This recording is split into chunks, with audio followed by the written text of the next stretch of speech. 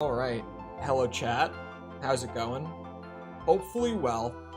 We're back, and we're continuing the 100%ing all the Armored Core games. Which, yesterday, you should have heard me talking about this. Because I brought it up yesterday, and I was like, we're moving a lot faster than I thought we were. Like, I'm probably going to be playing Armored Core 2 next stream. Because I got really far through Disc 1 of Master of Arena last stream. Of doing this, that is.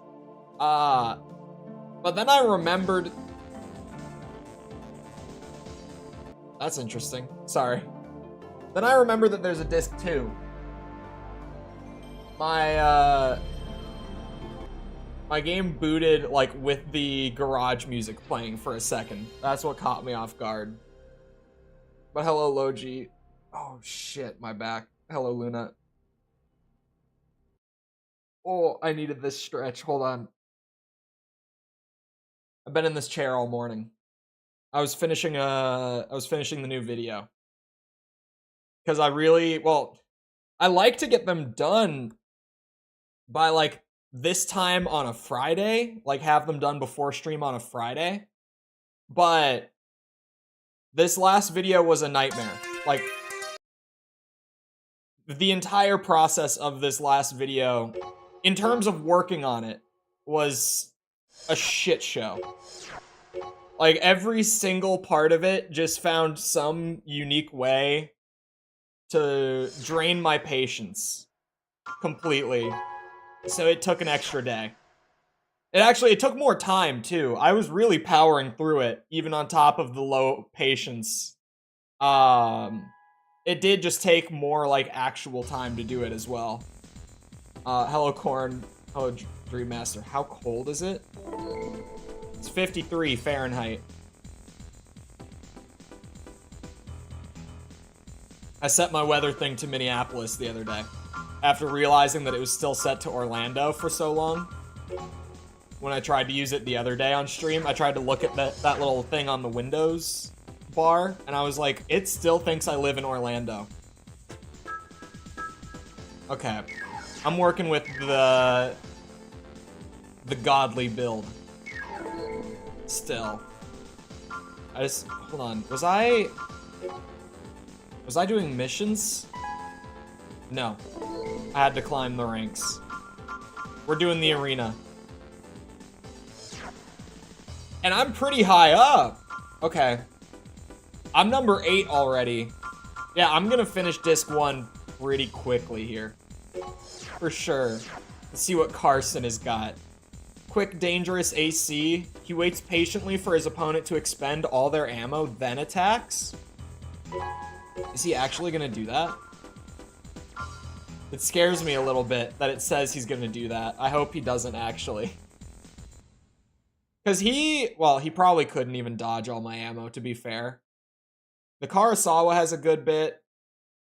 And then I've got the extra shoulder weapons. I don't think he would be able to burn all my ammo before attacking. Oh wait, maybe... Okay, hold on. It's a pretty bad strategy. I heard that it's actually how a lot of people cheese, like, some of the harder arena fights in, like, Gen 2 and 3. Okay, he's not actually... Oh, he has the finger. And something else, but that's the finger. At least people in the comments were telling me that that's, like, a good way to cheese through some of the more difficult fights.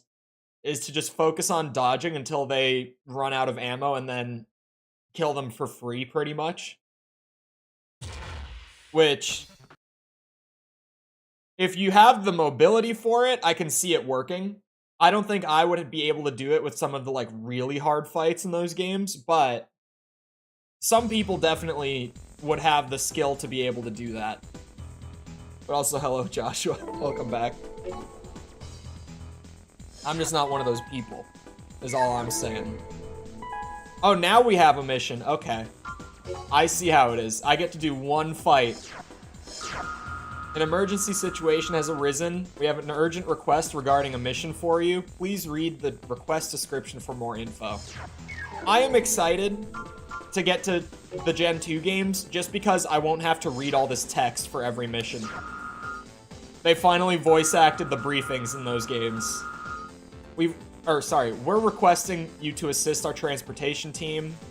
They are now moving from the Marine Laboratory to our HQ, but they have come under attack. The transportation team is being guarded by our escort team, but they're being overwhelmed by the enemy's forces. You must be careful. All units, both friend and foe, send the same signal. You'll need to make visual contact before initiating an attack, otherwise you might hit our team. Attacking blindly may lead to friendly fire casualties. Be selective and save as many of our units as you can. What I want to know is how do they send the same signal for like lock-on systems? How does that happen? I feel like this is an oversight from my employer. Also, which one is the friendly one? Is it the golden ones? I think it's the golden ones that are friendly. Yeah, definitely. The gray ones are shooting me. Got it. Oh my god, they have a lot of health. For like a basic MT to take 4 Karasawa shots from the Gen 1 Karasawa at that. From like the good one, the overpowered one. That's pretty impressive tankiness. Hello? Aha. You are not friend. Oh, I think they killed my friend anyway. It's fine. As long as one lives. I've been promoted to catching lobsters? Wait. Target of operation cleared. System She's talking to RuneScape, by the way. You're already up to lobsters? I don't know what the minimum level is for it. For lobsters, that is. But I only started fishing them at like 40, I think. You've already graduated to lobsters? How much RuneScape grinding have you been doing, Jess? Mail. That was a fairly easy mission, though. That one was not bad. Thank you once again. I can't imagine what might have happened had you not been there to assist. I heard that 9-Ball did not appear this time. Some peculiar things have been discovered about this elusive character. I will relay this information to you. Thank you. Here's what we know about the Nest registered pilot, Hustler 1. No one has ever actually met him. Another interesting item is the fact that a great deal of information pertaining to 9-Ball and Hustler 1 have been erased. This has piqued my curiosity, and I will be looking further into the matter. Oh, I switched that around. Anyway. I'll let you know if I discover anything of interest. I have it on while I'm answering work messages. Fishing is the best for when you're not, like, actively playing the game. And it's just, like, a little side thing running on the second monitor. Or on the main monitor. I actually do, like, stuff like emails and Discord messages and all that on my second monitor. So RuneScape would probably be on my main monitor, weirdly. Even if it's not what I have my attention on. Still under 20 hours account time, so I have all these fish and I can't sell them. Well, once you hit the 20 hours... An AC resembling a powerful man. He bets it all on a machine gun and loads of extra ammo. It's a bad bet. That's a shitty bet. There's no way that this man is going to beat me with 1,500 rounds of machine gun ammo. Because he's never going to have the chance to fire them all off. Because I brought this setup. He's getting more damage in than I thought. Alright, I'll keep it a buck. Okay, he's maybe got the strafing. capability to do more damage than expected. This is what I believe the kids these days call a skill issue. Oh god. No, give me the laser cannon. Shit.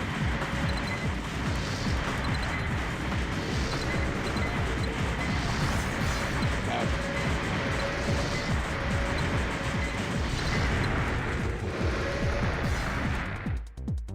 Those fish, though, well, it depends on the fish, but I'm assuming that like 20 hours worth of fish will be a nice chunk of gold once you are able to sell it. Well, 20 hours, roughly. Tempted to bring that over. You probably could trade it. You know, gold, it just makes life easier. You could leave it. 100k. It doesn't take a super long time to make 100k if you're actually doing stuff to make money, but it couldn't hurt. Or Rob. Why have the names gotten so simple? Equipped for rapid movement, his weapon of choice is the pulse rifle. I don't remember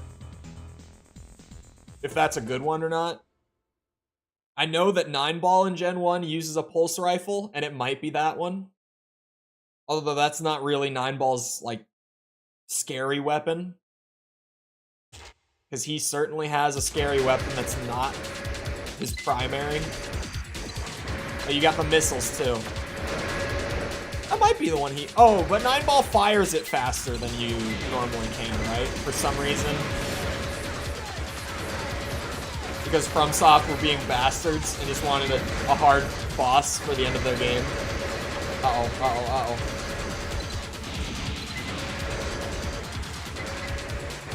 You know what? If you want a missile fight, I can do it. I have vertical missiles, too.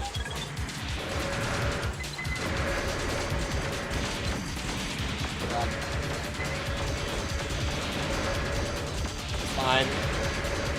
Eventually, they will all connect.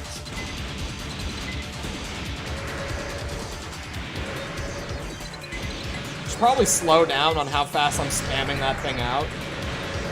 If all these high-ranking opponents are gonna keep dodging it the way they are. I kinda got used to just spamming straight through every fight, though. Because so many opponents were not quick enough to get around it. Hello? I really thought the splash damage would get him.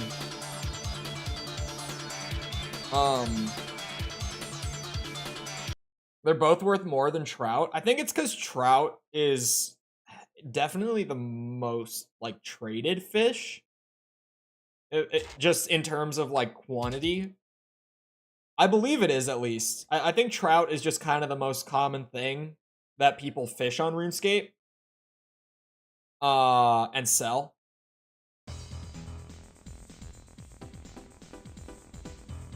Anchovies being higher is weird to me. But the lobsters being higher is not weird to me. What is that? I'm going to assume that's a back weapon? What is that one? What part did it just give me? Oh man, I'm gonna have to scroll. Hold on. I forgot that I bought every part. Which is fun to have every part, but then when I get something new, and I don't know where it is, I am looking for a minute. There's no way it was a radar. That's not what I just got, is it? It could potentially be, but I don't think it is. It would be at the end if it was... what's it called? A hidden part? What the hell is this? Did I ever try this out? Laser cannon? I don't know if I ever experimented with this. This looks kind of nuts, too. This looks wacky as shit. cooked is worth more than raw, but it's the other way around for trout. I think that one of the reasons that trout is traded so much is because of cooking. I think it's a really easy thing to cook, like, early on. It could be for health, I don't know. What category was this part in? The only other thing that I can think is it might have been arm weapons?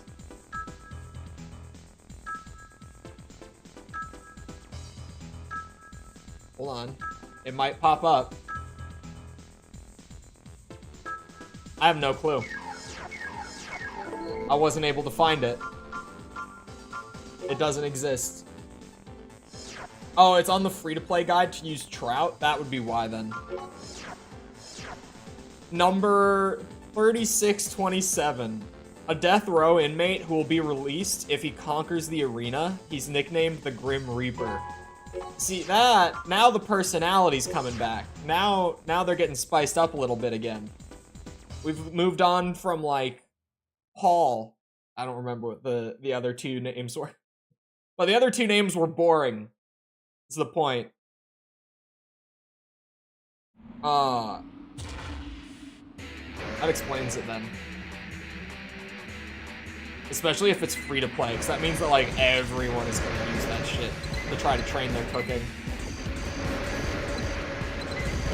Hell, I probably will at some point. I don't think I have any cooking on my RuneScape account. Well, I think I have some. Just not much. Also, how much more does that cooked lobster sell for, Jess? By chance? Compared to the usual lobster?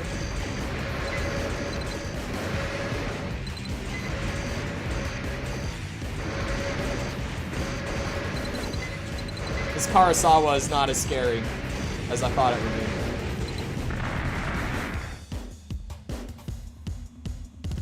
It's like 70, so I don't think it's worth selling over. Yeah, that's what I was kind of thinking, is like, would it be worth taking the time to cook it, even if I was fishing lobster? Because I was just selling them as they were, and they were selling. I wonder if people use lobster to cook, or sorry, to train cooking as well. I don't know.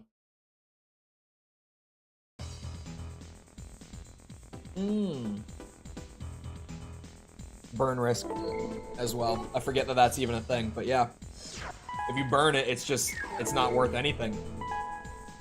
I have new mail. I'm gonna finish disc 1, like, very quickly here. Oh, 2.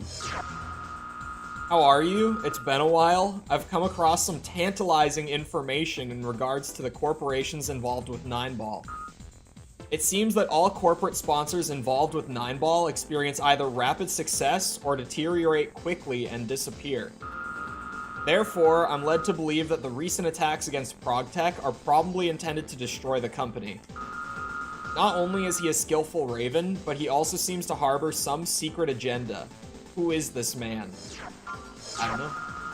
Emergency situation has arisen. We have an urgent request regarding a mission for you. Please read the request description for more info. Let me get this info. It's going to be so nice going to Gen 2 and not having to read all this out loud. It really will be. I'm ready for it. We've relocated our chief scientist, Ellen Cubis, to our corporate headquarters. Unfortunately, our timing couldn't have been much worse, as the building is now under attack. The ID of the intruders is unknown, and all attempts to stop their progress have failed. They're making headway towards the building's core and Ellen's location. We have no time to waste. A top-class raven such as yourself is needed immediately. Take out the intruders. Was fishing lobs back when you had to walk back and forth between the bank and the certificate maker? Yep. People... Old School, I think, is still, like, the second most played MMO. I think only, like, World of Warcraft beats it out in terms of player count. And specifically old school RuneScape. Main system. Like there's the updated, mode. like new RuneScape that's been out for a long time. But old school has like more than double the player count that has. I think he's waiting for you. Oh. Be careful. Is it calling the elevator to me, or did I just send it away? Oh, okay, it's coming to me. Good. For a second I was like, did I just mess it up? But even, like, recently, I set it back up on my computer, and it's just like, yep. Old school is still a really, really fun game. Still dip in and out. Yeah, that's what I do, too. Like, I don't super consistently play it by any means. I'll play it for, like, a month out of the year, sort of thing, whenever I do go back to it. Whoa. Oh, okay, there's not, like, a big fall there. I got a little worried for a second. Oh, I did call the elevator. Thank God I jumped out as quickly as I did.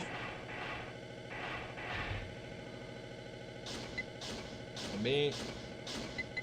Actually, I probably will use the laser cannon, because I might be able to one-shot them with it.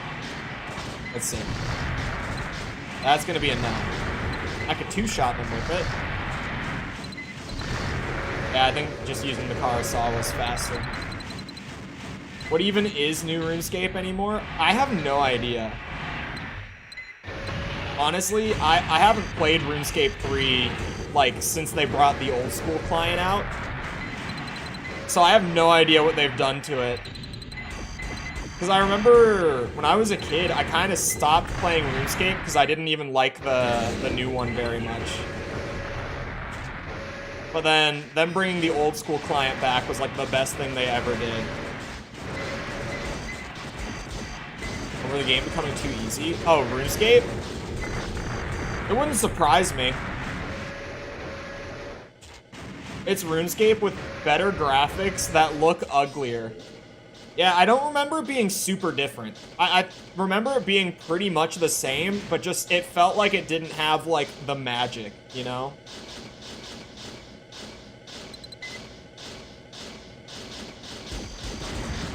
There's just something special about old school, specifically. And something weirdly timeless about it. Like, I have a friend who never played it once in his life until, like, he was 20-some. And he tried it because he had heard us talking about how much we used to love it and how, like, old school's a thing. Us being just friends of ours. And he gave it a shot, and he got so hooked on it. He doesn't super consistently play it, but he did for like a solid month or so. He just like grinded the shit out of RuneScape. And he's kind of in that spot where it's like, yeah, you never really quit RuneScape. People who have too much power will destroy everything. You just kind of take breaks before you eventually go back. You are one of those people.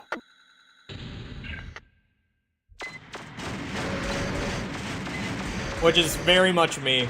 I just will take like a solid 9-10 month break, and then one day I log on and I'm back to playing it like, you know, 4 or 5 times a week. Oh my god, can you leave me alone, 9-ball? He's actually gonna get me here, I think. Oh, or that works. I'll take what I can get. We've just been informed that all enemy units have retreated. I did not remember him showing up here. I'll contact you later regarding 9-ball. If I had remembered, I would not have used my Karasawa coming Target in. of operation cleared. I would have saved it. System switched to normal mode.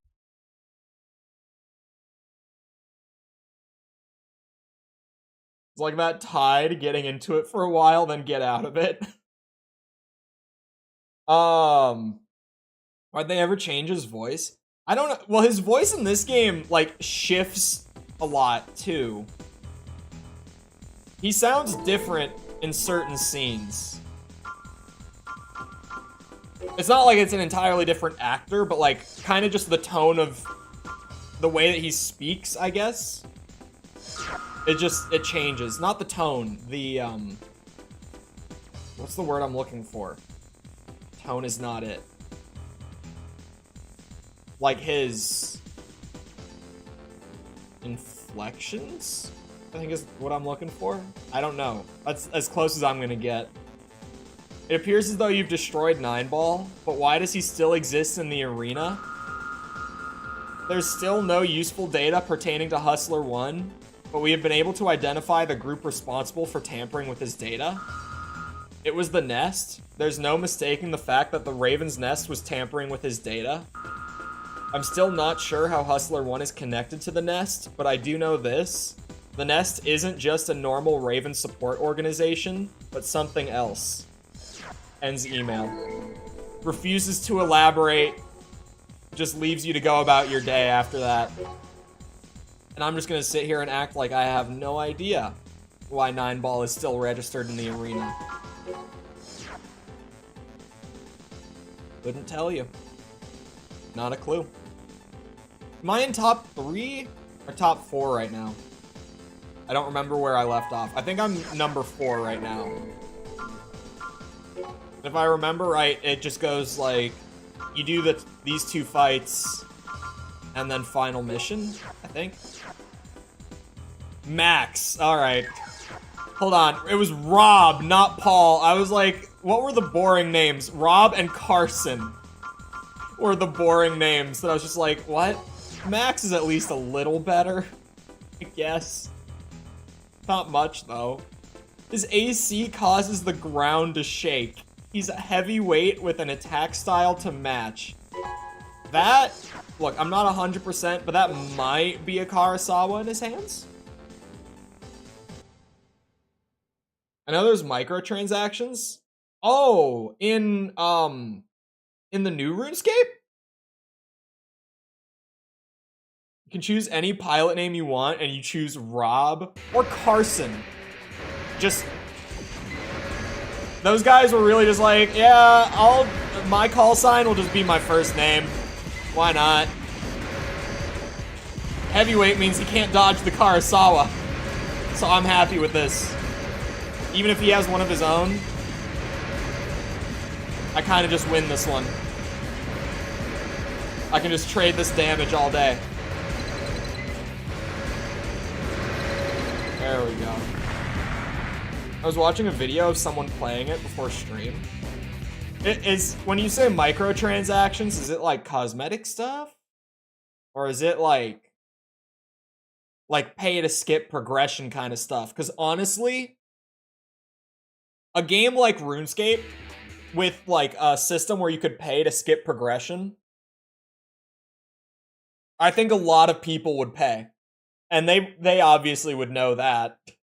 Like, the game is notoriously grindy, right? It's like the one reason that a lot of people who have never touched it completely stay away from it is that they've heard how grindy it is and they want nothing to do with it. What they don't hear is that the grinding is actually kind of just enjoyable, because honestly, the real way to play RuneScape is to like have something else that you're doing and you've kind of like got it off to the side and you're kind of just like passively doing something in RuneScape while actually putting your attention towards whatever you're working on or whatever it might be.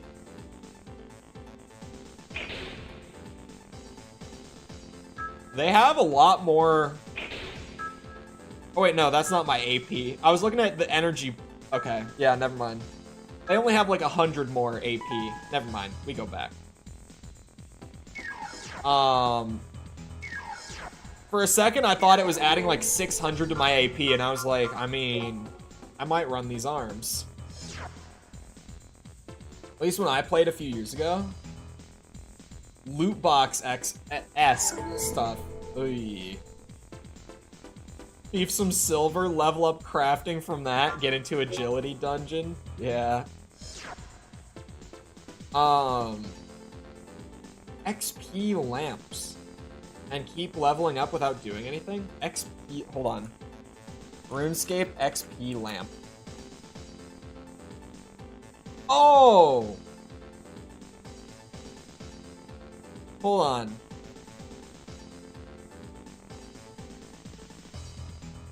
I forgot about these. Like, I do remember them now that I'm looking at them, but I forgot these existed. The XP lamps. They would just give you, like, a chunk of XP to your skill. XP lamps are in old school, too? Yeah, I forgot those existed. Named after a goddess from before the Great Destruction, Pandora is inscribed on the AC. I'm a little nervous that they have the finger, but I'm just gonna ignore it. I have the Karasawa, so it should be fine. Forgot how to optimize herb lore. That's one of those skills that I try to forget ever existed. Like, when I played when I was younger, I remember rune crafting, like just trying to level rune crafting. That one was like actually miserable. Hello? Where did she go? Pandora? Whoa, I found. Okay. Oh, I hit both of those shots though. They were just sitting still.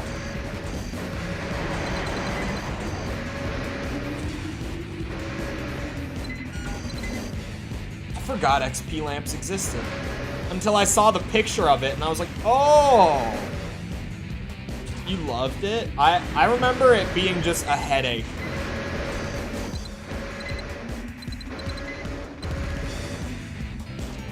Oh god. Because, like, actually trying to do it, you know, just going back and forth. There's like a train of people doing the same runs. Rune crafting on my RuneScape account that I made when I was like in college, the one that I play on now, whenever I go back to it. My rune crafting is still at level 1. I've not touched it. Because I just remember that being the worst to try to actually level. And so unless I ever, like, specifically need it for something, it's probably just gonna stay at level 1. Oh god. Okay, wait. Pandora is kinda kicking my ass. A little bit. This might not have been the map, because she can kind of just fly around and then hide.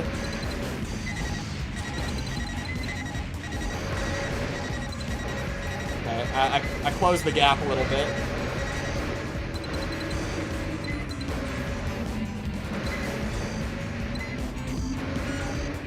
Oh, I have advantage again. I'll take it. Maybe this was the map. I thought that I would hit both of them. I wouldn't have shot the second one. Actually, these are probably going to be a lot easier to land.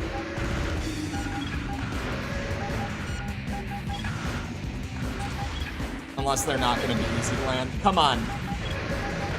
These have got to connect at some point. Please. Laser cannon it is. Oops. Is to inefficiently get to 99 in fishing. How profitable is fishing these days, anyway? Because I know at certain points it can become, like, really good. Okay, I need to not be in the red zone, because it freaks me out, even though my red zone is huge. There you are. Ow. Now this is gonna freak me out even more. Uh-oh. Ooh, she's there? I know that this splash damage isn't gonna do jack shit. I should just stop firing in the general direction. That was a juicy hit. I just need to get one. Oh. There it is. I win. That was actually a shockingly close fight. That one scared me a little bit. Because this build has just kind of powered through the arena with little effort. And then she came out of nowhere and started kicking my ass. Compromise, someone literally used it to craft bowstrings. When I got access back to the account, I had 83. I mean, 83 crafting, I would take it. RuneScape 3 has an easier way to level now. Or level rune crafting now, specifically. I missed the it. Maybe that's a reason to play RuneScape 3 on its own. Because Jesus Christ. As far as I can determine, I need to finish the sentence. I am, as far as I can determine, in the safest possible place. I did some digging in the Nest databank, and the only relevant pilot data information I found in regards to 9-ball was a strange word, H1. The impression I got was that H1 wasn't a person's name, but the name of some sort of part. It's possible that a person called Hustler1 doesn't even exist in the first place. Interestingly, the name of your previous Nest contact, Lena Nielsen, also came up during my search. There must be some connection between Lena and 9-ball. Please be careful. Oh wait, there was a second email. Shit. Hold on. Oh, it's Lena. It's been a while. Congratulations on reaching the second highest rung on the arena ladder. I never thought you would achieve such success. Your skills have far exceeded my original estimation of you. You have become too powerful. Do you remember? I told you I'd arrange a meeting with 9-ball for you one day. Well, that day has arrived. Ends email. Refuses to elaborate once again. The characters in this game just kind of cut off the emails at the weirdest parts of them.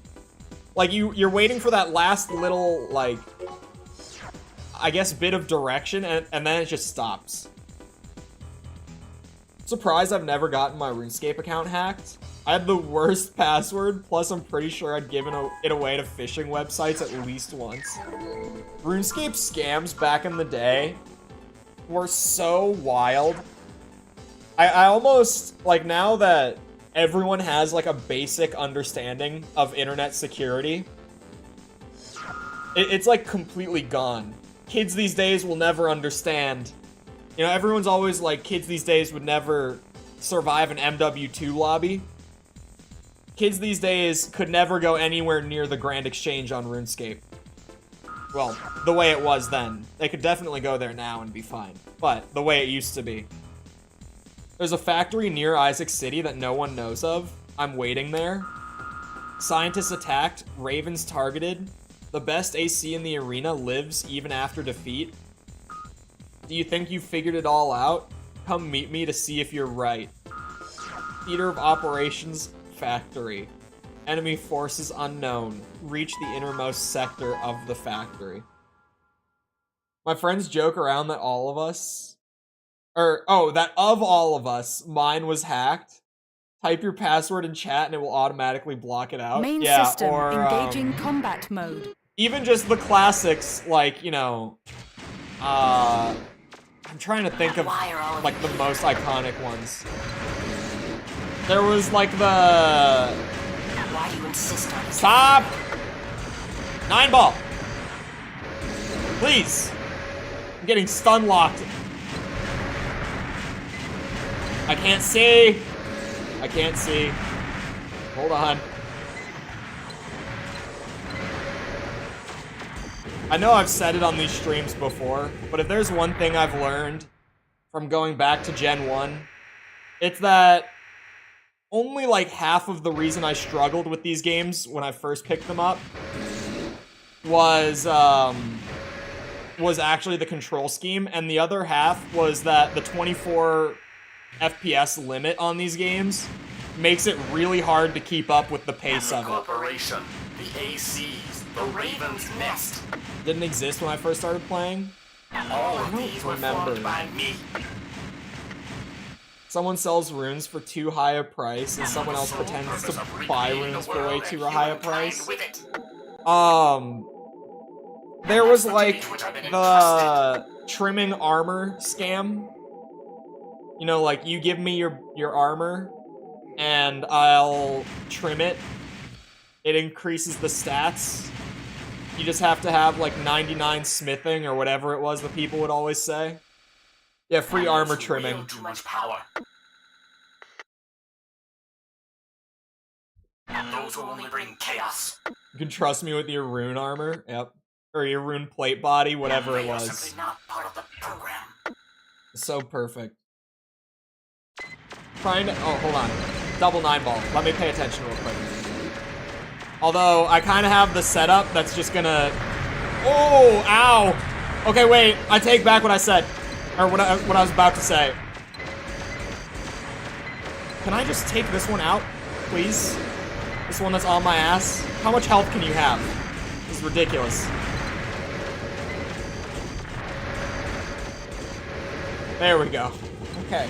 I was created to protect mankind and this world. To find people selling what you want in this chaos. Yeah. The Grand Exchange was probably, like, the one best thing that they ever added to RuneScape. If we're just talking, like, single features, it still to this day, like, the Grand Exchange makes that game go round. It really does. Modifying program, final level. I don't have to talk to anyone now. You just type in what you want, say how much you're willing to pay, and if someone's selling it for that price, boom, it gets sent to you. It's beautiful. 1% tax on everything so the economy is controlled. But hello, Raiden. Welcome back. Mode is now engaged. I think I can do this, right? First try. It only took me 2 tries on my first playthrough, which I know is not normal. Like, I know I got super lucky on that first playthrough. But surely now, with all of my Armored Core experience, I can first try it.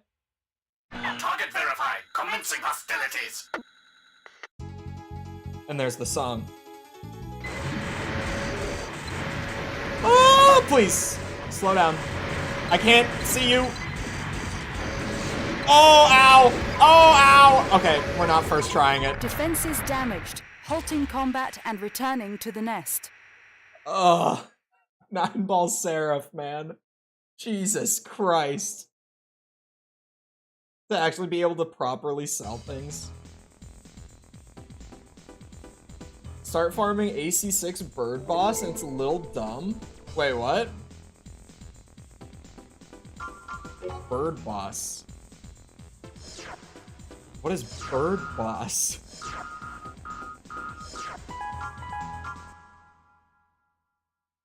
Enter the wheelchair legs with cannons and it goes down like butter. I'm trying to think. Which one is Bird Boss? Main system engaging combat mode.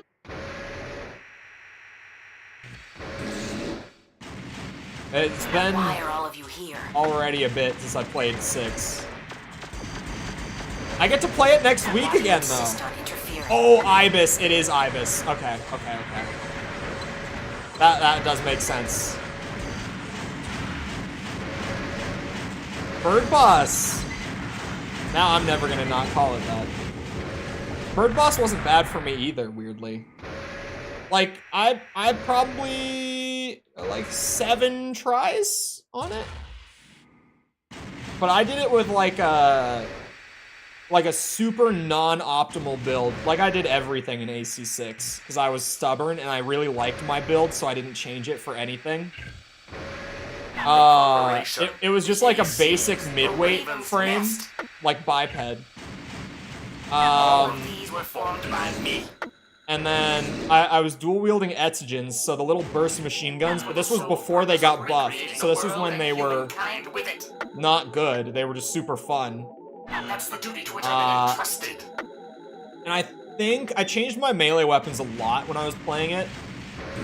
But if I remember right, at that point in the game, I think I did have Pile Bunker, which did make it better. Oh no, I had the Lance. I was using the Lance for Ibis, I remember. Because there were moments where I would charge up the Lance, and if it was at like a weird angle, I would just completely miss, and it was super annoying. Simply not part of the program. So I was using the Lance. It was dual burst SMGs and the Lance for me, for the Ibis fight. And I spent like 30 minutes on it, maybe? I don't know, about that. Jesus Christ. Oh, okay, he splash damaged himself. That helps. You with the missiles. Thank God they resupply you before the Seraph fight. Oh god damn. It's actually, like, oh, I ran out of ammo, I didn't notice. I was not paying enough attention. I put together this morning, because this morning, subtle plug coming in, so Gate brace check. yourself. Cannot unlock gate. But this morning, I exported the AC5 video. I got it finished up early this morning, and I got it out to members and patrons, which here's the plug. If you are a member or patron, sorry, of the contributor tier, so the $5 tier or above, videos go out early. In case you haven't heard me say it, for you, it's just whenever they're done, they go out, because normally they go up on Monday morning. So members and patrons got that video this morning. Or actually, like, only an hour ago, I actually got it published, because YouTube took forever to process it. But it's done, and it made me realize, like, whoa, I have Verdict Day, which I'm going to start playing tonight, and then I get to play 6 again, which is going to be fun, because I loved 6. Spoiler alert. And then I'm done. Like, then the series is actually over, and it just feels weird, because, like, the videos really do take up my entire week. Like, in all seriousness, getting those videos done once a week, like playing through the whole game and then like writing the script, recording the script, editing it all together, like they seriously take my whole week every week, like all free time that I would have outside of streaming. So it's like Armored Core has just been my life, like completely consumed all of my free time for the last like 3 months. And it's like, oh, okay, second try. I'll take it. It's like, I'm actually gonna be moving on to the next thing. Like, I'm gonna be doing the same schedule, but just, it won't be Armored Core that takes up the entirety of my life for the next month or so. Feels weird. Why is there a Starscream? It's a cooler Starscream. I actually know Starscream. That's one of the few ones I know.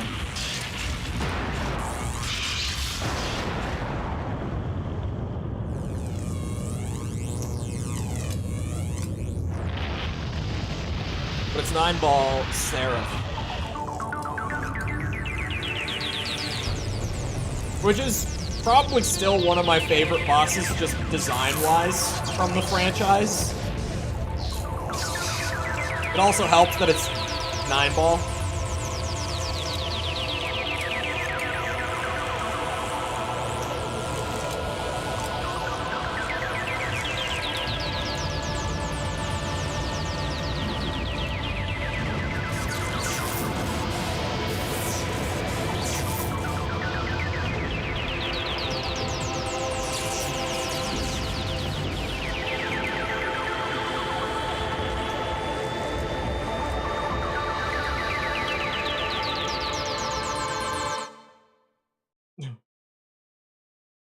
Oh god, I can barely read that, it's so compressed. After a mysterious explosion in Isaac City, well, shit.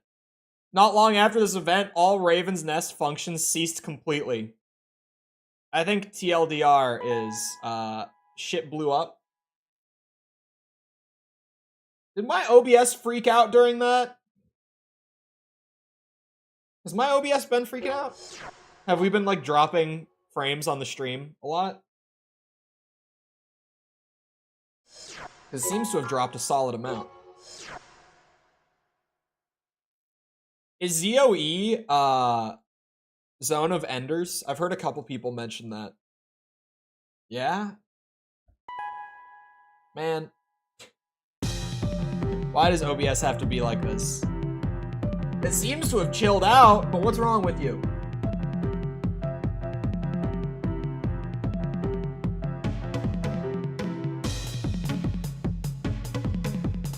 It's not gonna do it while I'm watching. Once I feel like I'm safe to not keep an eye on it, and I just go back to playing the game, it's gonna start dropping again. RuneScape time.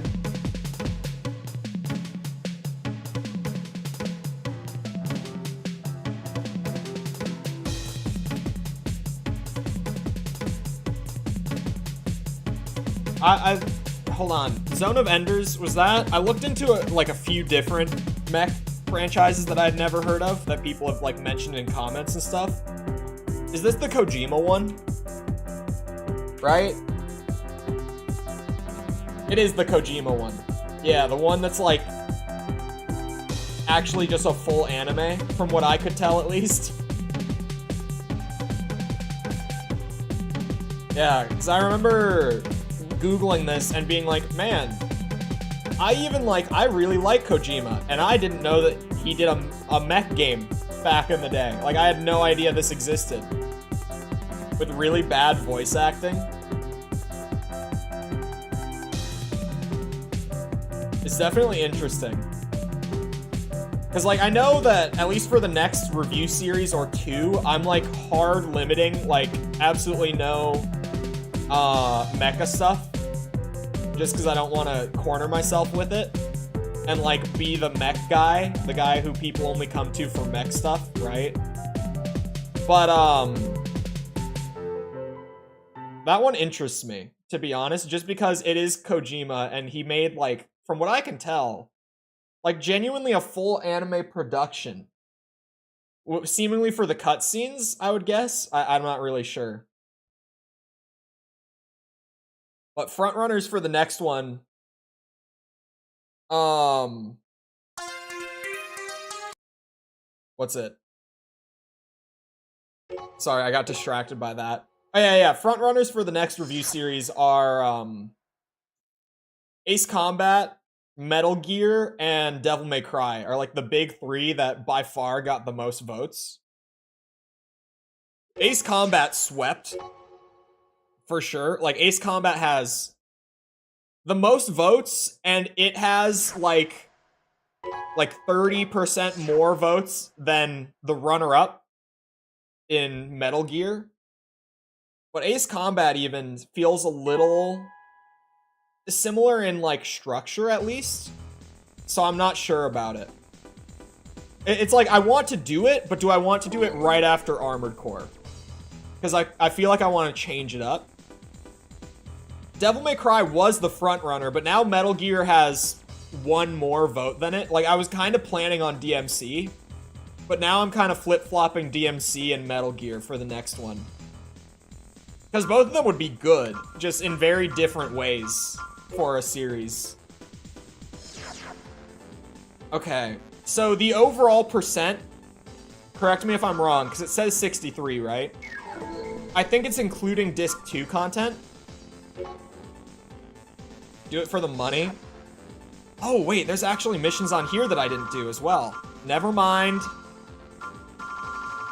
I have missions to clean up.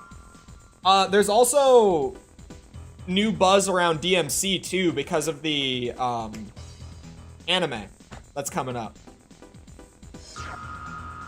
That literally just got announced. But it was, like, good timing, because literally the week of, like, me starting that poll for the next series, and a lot of people having interest in it, just on its own, they then went ahead and announced a new anime coming up. And it's like, we don't know, but it's safe to say as well that probably after Dragon's Dogma 2 comes out, which is relatively soon. When does that come out anyway? The team will go back to Devil May Cry, most likely. Because if you don't know, Dragon's Dogma and Devil May Cry are the same team developmentally at Capcom that, like, handles the development of those games. Oh, I didn't know it was running on RE Engine. When does it come out? Hold on. I can just look at the Steam page. Right? Oh, it doesn't even have a release date yet. Oh. Really? That seems so weird. Because I know they just did, like, a gameplay preview Like a lot of... That's interesting. Anyway. Sorry, that distracted me. Will I play the original Metal Gear games? Yeah. I played the first one a little bit, like a few years ago. And I didn't think it was bad. I mean, it has aged, but like, I didn't think it was bad for what it was, if that makes sense. It's like, I don't think Gen 1 Armored Core is bad, but I feel like Gen 1 aged in a way that even like Gen 2 didn't. Like, Gen 2 still feels really good. Honestly, Gen 3 Armored Core is so polished that like, it still feels fine. It's barely aged at all. It's Konami, it will end up being a slot machine. From what I saw from Castlevania, I haven't seen the Castlevania anime, but I've only heard good things. And it's not the same studio. I don't think it is, at least. Hold on. I think it's a different studio. But I remember it having some sort of link to the Castlevania series. Because at first I thought it was the same studio. But then I looked into it, and it turned out to not be. But I think one of like the higher-ups on it was also a higher-up on Castlevania. I don't remember exactly what it was. Damn it, now all the news articles aren't like the top thing on Google. Here we go. Hold on.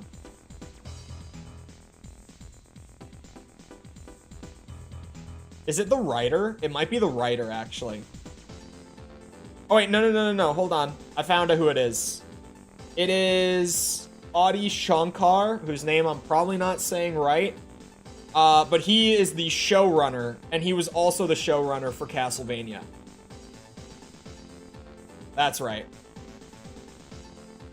It's just that the showrunner is the same, but like the studio and the writers and all that are different. The requester is Izumo Materials. We've received information indicating that a colossal cannon built during the Great Destruction is in the process of being restored. Verify this information, and if the reports we've received turn out to be true, destroy the cannon before restoration can be completed. Izumo Materials, whose emphasis is space development, has plans to launch a satellite. The cannon is apparently set to target this satellite. If restoration of the cannon is indeed underway, explosive charges must be set and the cannon destroyed completely. I remember this mission from playing this game the first time around. I don't know how I missed it on this playthrough. Because as soon as I saw the picture, I was like, oh, I played this one. We've arrived at the combat area. We'll leave as soon as your AC is deployed. It's really weird. Main system engaging combat. There hasn't been a lot of that in this rerun. Normally, transfer to the cannon has been detected. I've kind of looks like they'll be firing had soon, like so all the all same four missions on bombs. the first run, which is funny. Okay. Can you guys, like, the missiles don't really hurt that bad, but they're just more of an annoyance than anything else. Could you? The geometry that makes up like the outer shell here not lining up is really confusing my eyes, because I'm just kind of looking for the motion because these bitches are so small. Oh boy. You guys, I'm on a time limit here. Could we calm down? Could we calm down?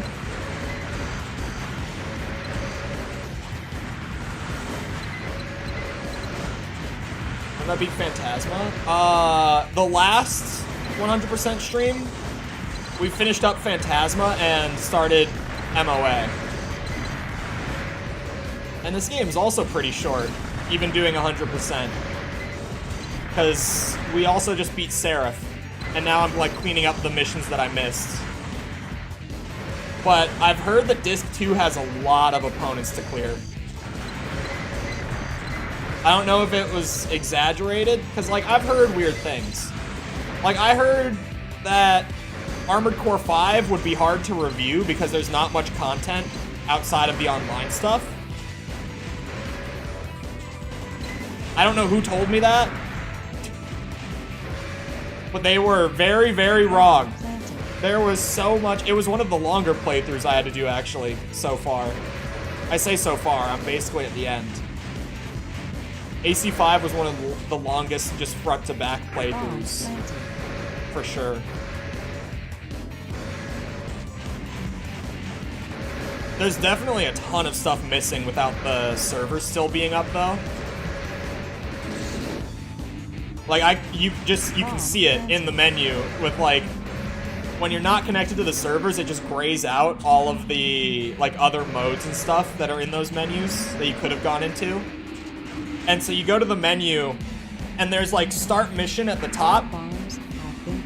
And then there's, like, 10 options below it that are all grayed out because they were all, like, multiplayer only. Probably enemy reinforcements. Oh, God. I have 3 Karasawa rounds. But also, welcome back, Scarman.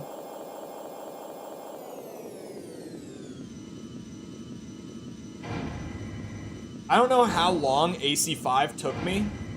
You're pretty strong, specifically, but this is where it ends. But AC identification. What I do know is that I was a day late just on finishing it, like compared to my normal schedule, like a full day late. And as well, I had 700 gigabytes of footage of my playthrough, which was part of the reason that video was such a bitch to edit. It's already up for members and patrons, by the way. Subtle plug.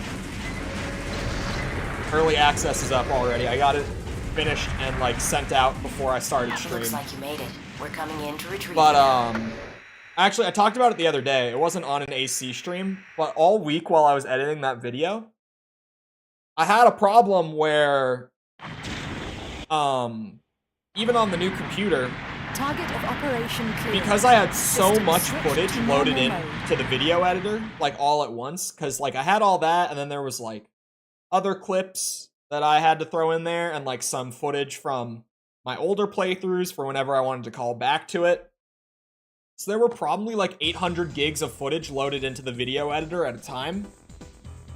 And it was like editing a slideshow. Like, there was so much preview lag that it would completely hitch and like freeze and just... It was constant throughout the entire editing process. And it slowed it down a lot. And the video's also a little longer. Gone from reviewing every game to 100%ing every... No. I'm not done with reviewing them yet. I finished up AC5 this morning. I'll be starting Verdict Day tonight to get ahead of it. And then AC6 the week after Verdict Day, of course. But I've been doing this, like, here and there for streams. Just because it's fun. Honestly. But hello, Space John. Welcome. Okay. What's this one about, then? I'm curious if any of these I've never seen before. We pinpointed the location of the base that terrorists have been using for their strikes against Isaac City. Your mission is to attack this base. The base's location is in an old castle in the northwest sector of the White Land area. I don't think I saw this one. The castle, now a fortress, is protected by many gun emplacements. The gun emplacements surround the entire fortress and will attack if given a target. Do not let your guard down, even for a moment. I don't think I played this one. I feel like I would remember this. A castle with gun emplacements. Oh, OBS was freaking out during the mission again. I can see it. Hold on. We've arrived at Once the I get into combat the mission. area. We'll leave as soon as your AC is deployed. What did I tell you? Main system engaging combat mode. Once I thought OBS was going to be chill and not be a pain in my ass, it decided to start being a pain in the ass again. I'm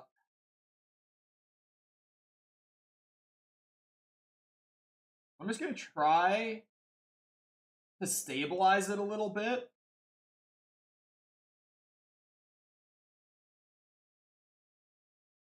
I'll see if that works. Hold on, what's the number on it right now? Ow. Oh, I like this song. I remember this one from, I thought that was me. No, OBS was stuttering a bit earlier when I was fighting, like, 9-ball and stuff, too. And I was watching it once I realized that it had happened, but it just stopped doing it. So I was like, oh, okay. Like, it seems to have worked itself out before I even knew there was a problem. So that's fine. But then I even said, like, once I think that it worked itself out, it's gonna start being a problem again. And sure enough, it did start stuttering again.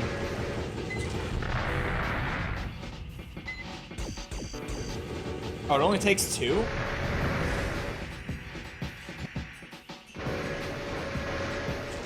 Hello? Aha. It takes 3. Any more? Why do I feel like this thing that I'm standing on is gonna, like, open up? I don't like the fact that there's, like, a hatch there. Hold on. I'm missing one. Somewhere. Oh.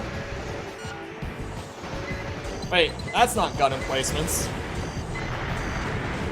Damn, those things are cool. What? Those weren't in, like, any of the rest of this game. Where were those?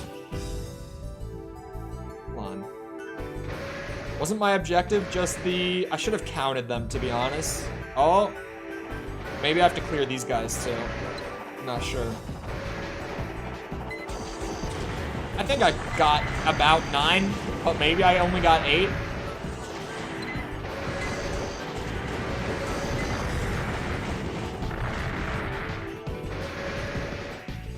Hello?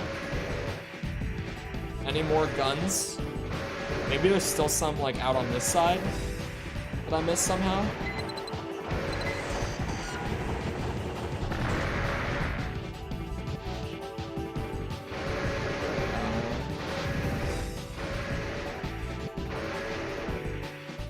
Not entirely sure.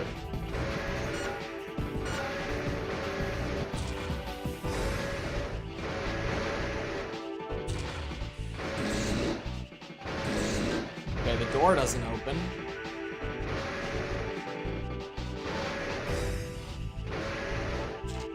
Hold on. This hatch that I was standing on, does it explode?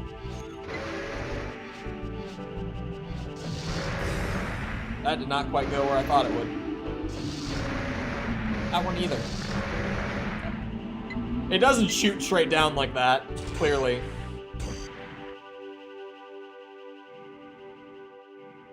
OBS might have chilled out. I might have gotten it stable. I don't know. Some days, OBS just likes to be a pain in my ass.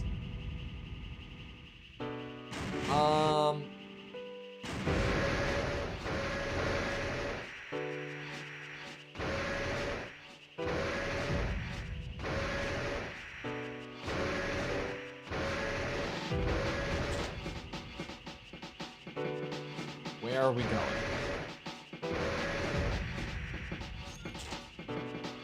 I don't think I missed any guns. Unless this door actually opens. And I just wasn't, like, hitting the interact volume. Maybe this one blows up. That's a no.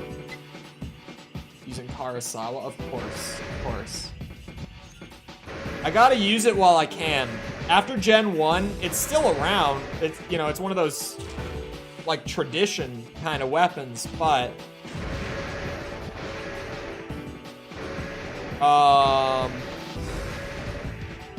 It's just not the same after Gen 1.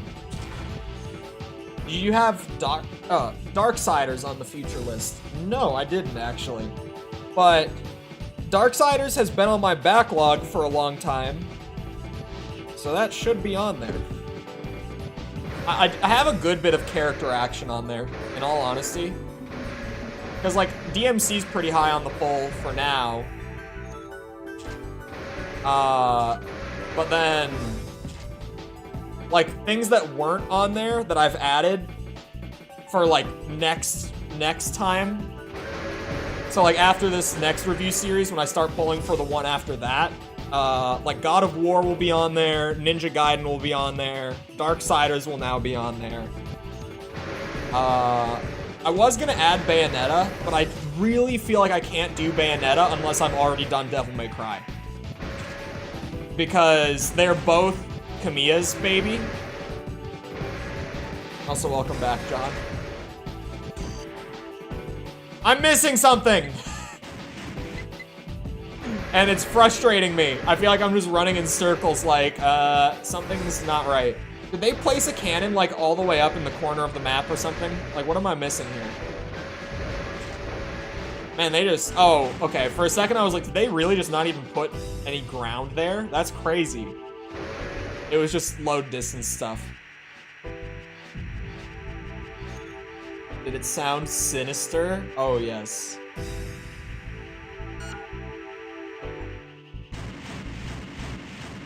Got progressively weaker after Gen 1, then I think AC6 brought it back. I completely missed it in Gen 3, I never touched it, and in Gen 4, I never touched it. And I never came across it in 5 either, now that I think about it. I'm starting Verdict Day soon, so I might find it there for the Gen 5 version. But, so some versions I just haven't tried, to be fair. But, at least from the versions I've used the Gen 1, Gen 2, Gen 3.5, and the AC6 one. And I would agree. Like, the Gen 2 one, still really good, just not that good. The Gen 3.5 one, honestly, I swapped it out for a different energy weapon that I felt like was just kind of better. I tried it once I got it, but then I was like, you know, honestly, the laser rifle I was using before, I liked it more. So I just went back. What the hell am I missing? I'm so confused. I used it in AC6 and it actually felt pretty good. I wouldn't say, like, you know, best weapon in the game or anything like that. But it felt good.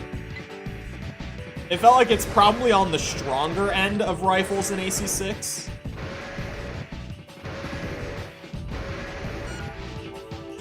You know, it's maybe not as busted as, like, what's it called? You know, just dual wielding the Gatling guns or like a couple shotguns or stuff like that in 6 is really good. But Kurosawa was a ton of fun. Good enough that All Mind uses it. Oh, did it actually? I didn't even notice that it was using it. Kurosawa is in Gen 6. I'm trying to think. I think it was a log hunt part, wasn't it? I think it's from Log Hunt.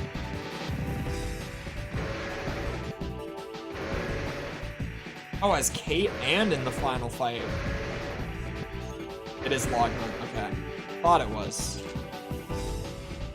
What the hell is going on? I'm so confused.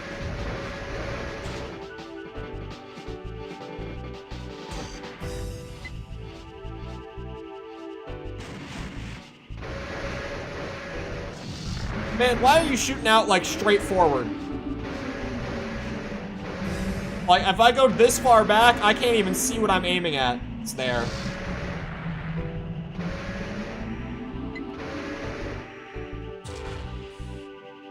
I am so confused.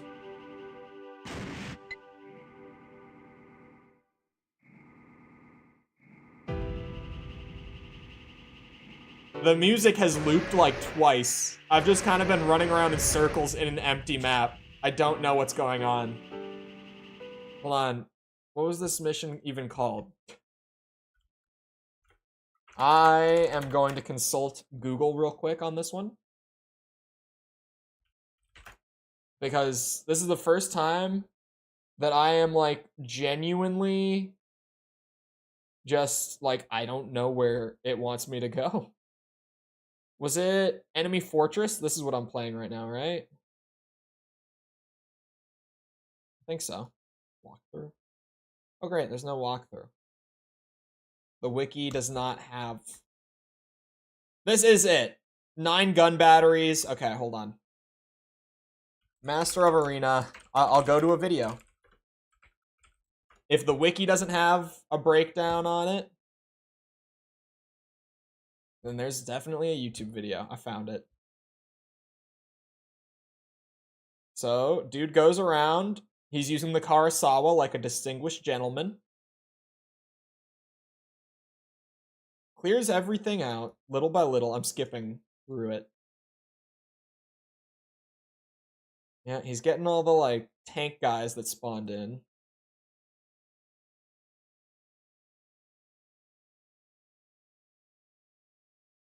And then... Okay, he kills one pair of the tank guys. And then Lena, like, immediately radios him. So there must be a couple of them, like, patrolling somewhere. Watch, there's gonna be, like, somewhere along the edge of the map, there's gonna be 2 of them still.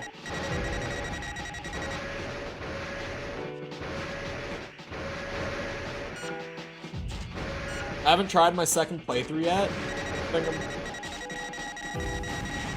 I was looking at the screen. I know what I'm doing. Gonna go with Little Wheelie. I love that everyone just took so quickly to calling it the wheelchair. Oh my god! Literally tucked in the corner of the map. The enemy has hired a Raven. AC identification verified. It's Stalker, a member of the Sub-Arena.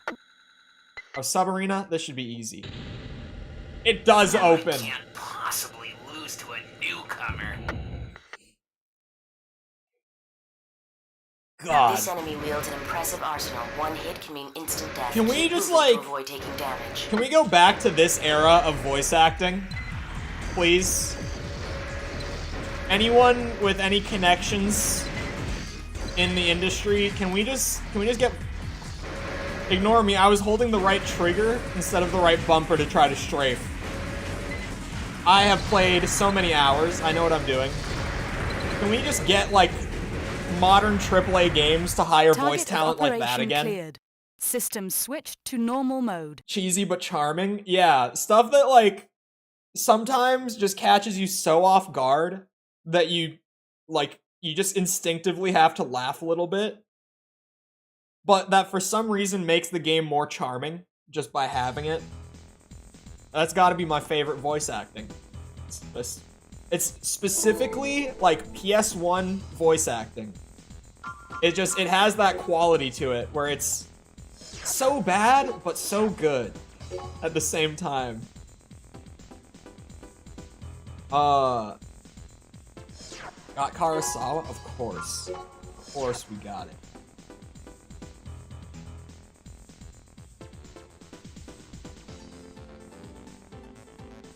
Mind beta legs? Is that what they're actually called? The wheelchair? Because for me, it's literally, like, it's just the wheelchair.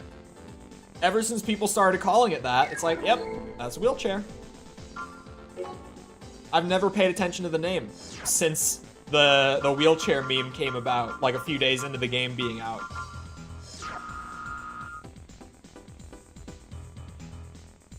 Hold on. I'm catching up. Ignore me. The rolling enemies in Institute City? I don't remember them. Oh, Mind Beta is reverse mid legs. Okay. Reverse joint.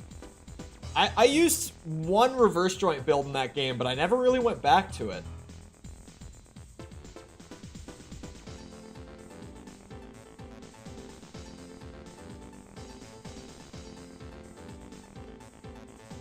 Log hunting gets you more parts for your garage, which means more options. True. Called Fortaleza. Or Laza, maybe? I don't know. But yeah, no, it's the wheelchair. It's just, that's what that part is. Rather strange mission request has just been received. It entails the investigation of a recently discovered derelict spaceship. It isn't known when the spaceship was built, but it was probably sometime before the Great Destruction. Many technologies were lost in the Great Destruction, so any materials or information found dating prior to this event are extremely valuable. ProgTech sent a research team to investigate the spaceship, but 3 days have gone by without any contact. There must be trouble aboard. Your goal is to locate the research team. Remember, nothing is known about the spaceship, so exercise extreme caution. Yeah, I definitely didn't do this one. I don't know what got nerfed. I do know it got nerfed. I just don't remember what. Like, I read through the patch notes on stream because they were long. Engaging combat mode. And even though... It looks like well, I read them... Watch your footing as you And I tried to at least, you know, acknowledge PvP stuff as well as I could, but me reading them was interesting because I am not a big PvP guy. I don't care that much for it. So I was reading it almost just from like a PvE perspective. And it was certainly an interesting patch in that sense. Because as far as the PvE goes, I feel like almost everything was pretty balanced in AC6. PvP is an entirely different story. But really, like, the only two big problems that I noticed PvE-wise with the balance when I played it was, like, dual Zimmermans were stupid even in PvE. Just, like, you might as well turn your game off and let it run AFK. And the dual Gatling guns for bosses were stupid.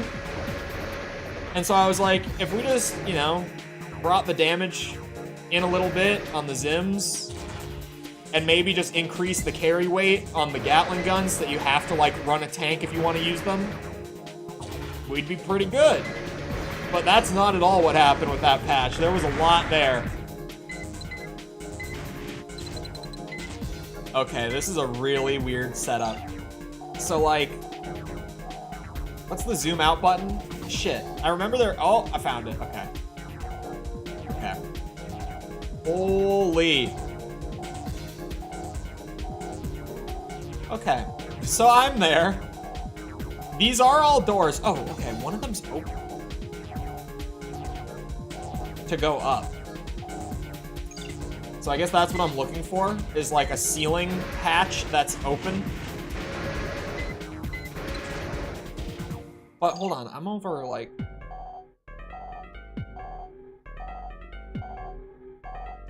Oh, okay, that is not what I'm looking for. I need to get like into Gate does this not move. middle area. Oh, this mission's gonna be a weird one. This one's gonna be a weird one.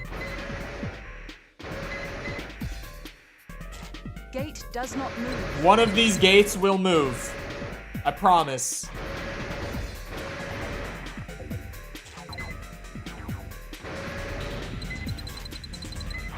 Even Donkey called the game too easy. I love the even Donkey. I like Donkey. Just because he's... Like, even when I disagree with him on his reviews, he's just funny.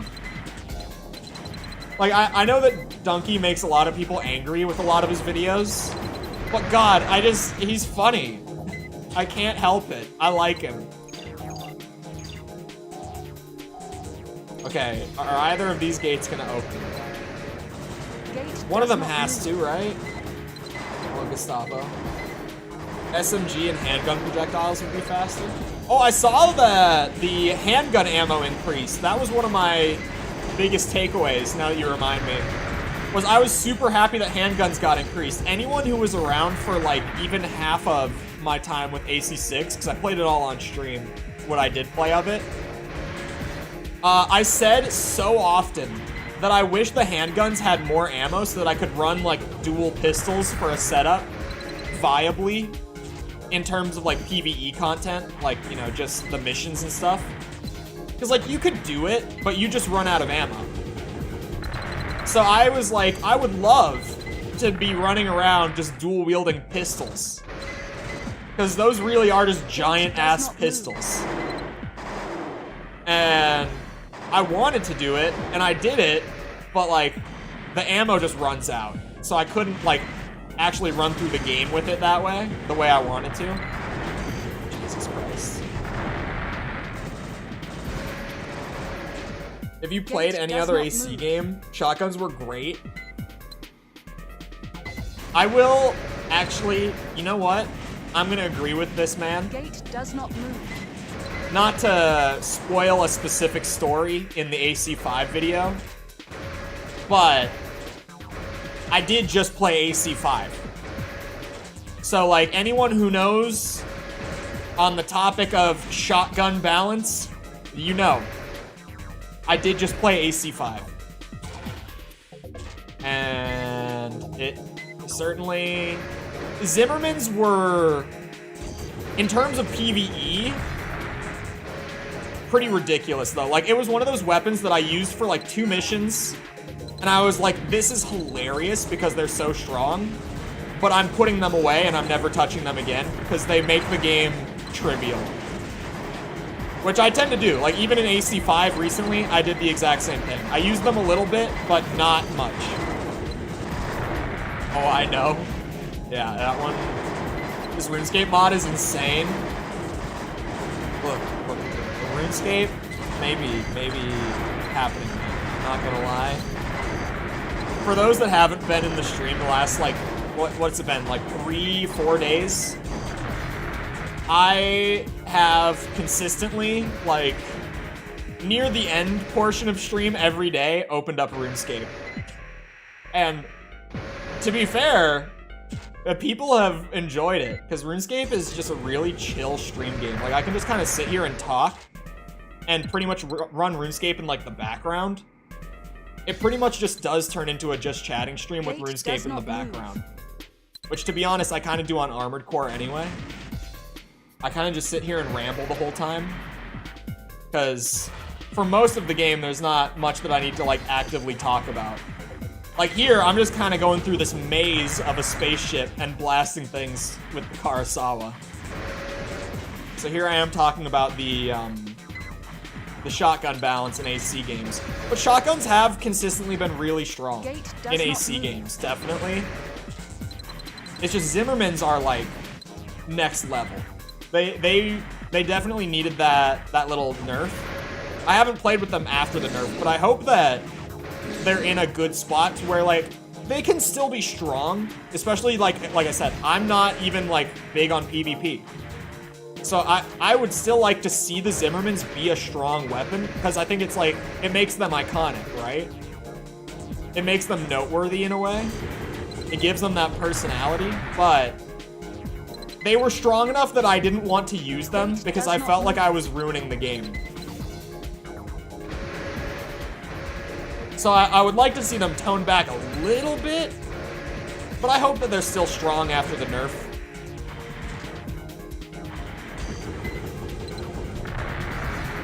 We're chatting about the greatest scam business on RuneScape.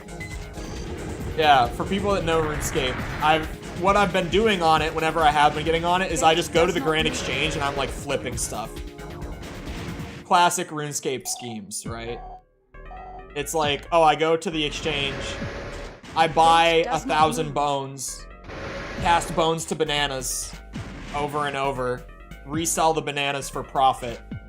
Easy money. I do scheme the Grand Exchange a little bit. With just simple stuff, but stuff that's kind of just chill to do at the end of a stream. Push players away from learning how to work on pushing their skills to complete the game? Yeah. That's the only reason that I wanted to see them, like, adjusted. It's not even because, like, oh, in PvP I can't compete, because honestly, from what little I did play of PvP, which wasn't a lot, and I won't act like it was a lot, but we did play it on stream for, like, a few hours in total.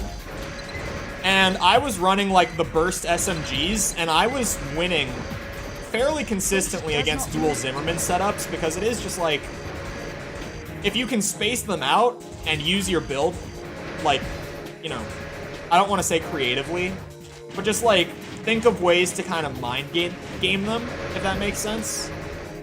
It was definitely not that bad to fight against, but it was harder than most, for sure. I generally didn't have that bad of a time. I thought PvP was gonna, like, destroy me. I thought I was gonna be the noob. But I think because there's so many players on AC6 who have never touched the franchise before, even just having played, like, the old gen games went such a far way in terms of, like, me being able to compete in PvP. Friend? Gate does not Of course move. it doesn't open. Where I put all my stat points into strength. By RPGs, you mean... Do you by chance mean the Souls games? It could be any RPG. But in terms of PvP, I think it is funny, because, like, strength builds on Elden Ring last year were a problem when that game came out. You get people who were just pumping, like, strength and endurance. So they had, like, the slowest, heaviest weapon. But then they also pumped up their carry weight and stuff so that they could wear, like, the heavy poise armor. And you would not be able to stagger them out of their attack. And they would just charge straight through whatever weapon you're using and slam you with, like, a giant move. And people were so pissed. I thought it was hilarious. I like goofy balancing. Like, to be fair, just poor balancing. But, like, if it's got personality like that, to where it's just funny, I don't mind. And I'm also not a PvP guy on Souls either. Okay, I'm trying to think. How do I get to him? Like, if not, hold on. Look at this map, right? My friend is in there. So my only two options are these two doors. The one that I'm at and the one up above me on the same side, right?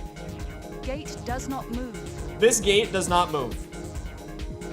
So I go through the ceiling hatch and I go find this other door, which is here. Correct, correct. Gate does not move. Oh, wait a second. Oh, there's a hatch. Are you shitting me? I see a way. I see a way. Thank God for the map system. Could you imagine me running this blind? No map? Jesus Christ. Yeah, I didn't see the little connecting tube, like, up in that corner. I thought that it was just those two entrances. Okay, so I need to go down here. Right? Wait a second, aren't both of these doors blocked too? Oh shit, I'm staring at a wall. Okay. Oh no, this one isn't. Okay.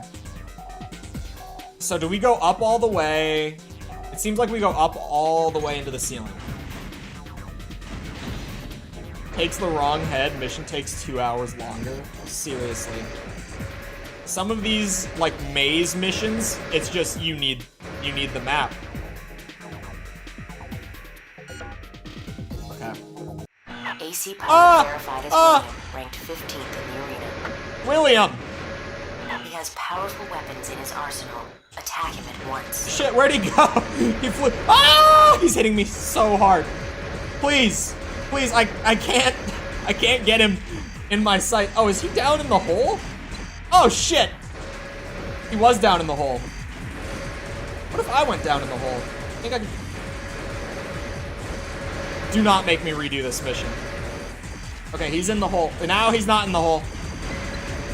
Shit, shit, shit, shit, shit. Defenses damaged. Halting combat and returning to the nest. What a mission. What an experience. Last Raven vibes. That, I was not expecting that. Genuinely. And he's not like a low rank AC either. He's like actual arena. He has a Karasawa and a good setup. All right, we do it again.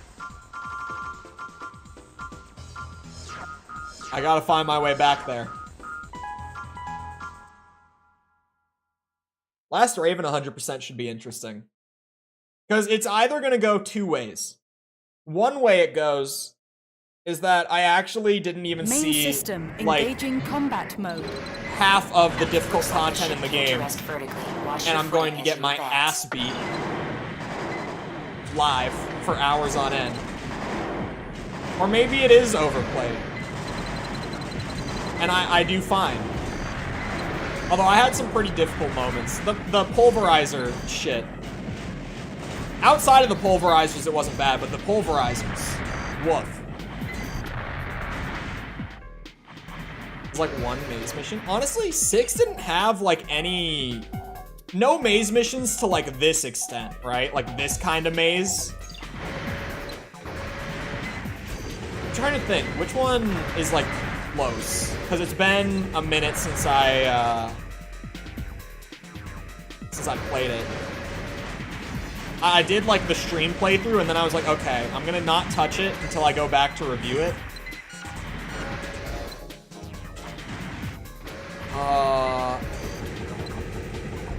We need to destroy the generators. Do I remember this one?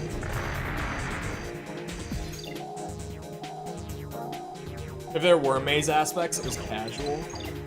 Honestly, thank God, because I just do not like the maze missions. You can have a really long mission that goes for a while, and you can have it go through like a lot of winding paths and stuff. But the like copy-pasting the rooms and just having like almost all the doors locked and needing to find the right door, this is the wrong way to do it, in my mind. I do not like this shit. Aha!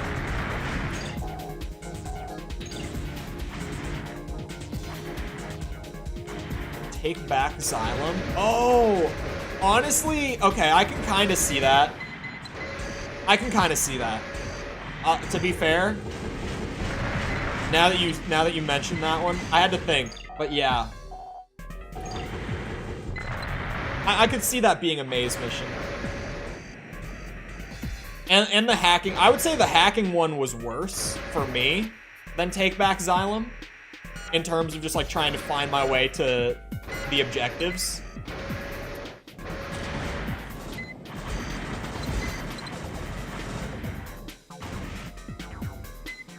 Probably won't be as hard. This as well? I thought this was like noob shit. Gate does not move.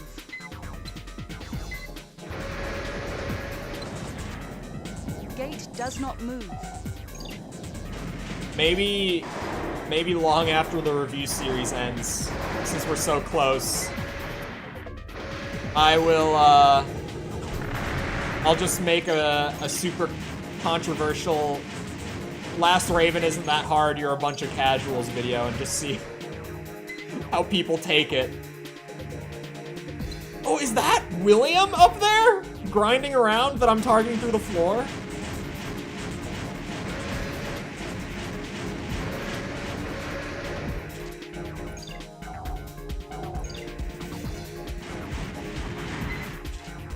Probably gonna hate 5. I just got finished with the 5 video this morning.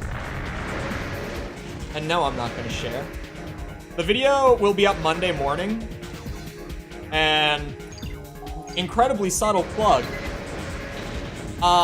Channel members and patrons have early access of the contributor tiers and above. Gate does not move. I always forget that part.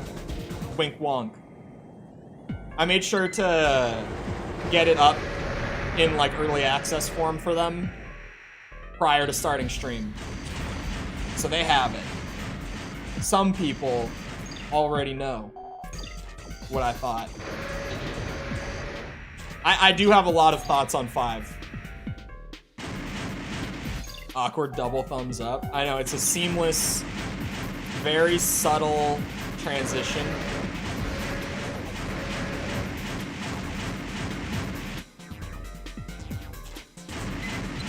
Where? Okay. Looking at this one.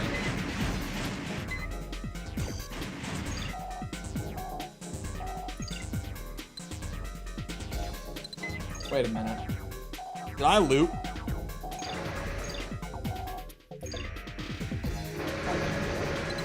door open? Gate does not move. That's a no.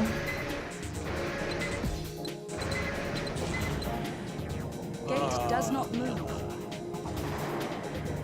This level.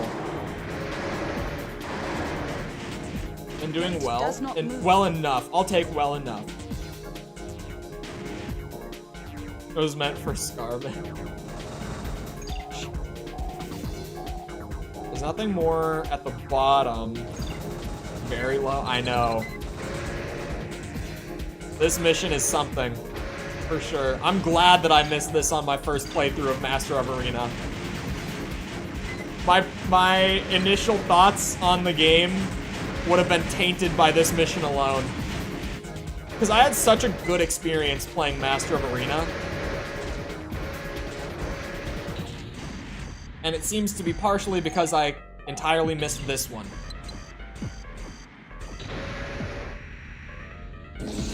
Oh, it won't even give me the gate does not move. Hello, Sepper. Gate does not move. Can I go down from here? One of these doors will open, and I'll be back on track. Gate does not move. Eventually. Aha. Is this one? The one that I've been missing? Is it? Oh, it might have. Wait, no. Shit. That's how I looped, isn't it?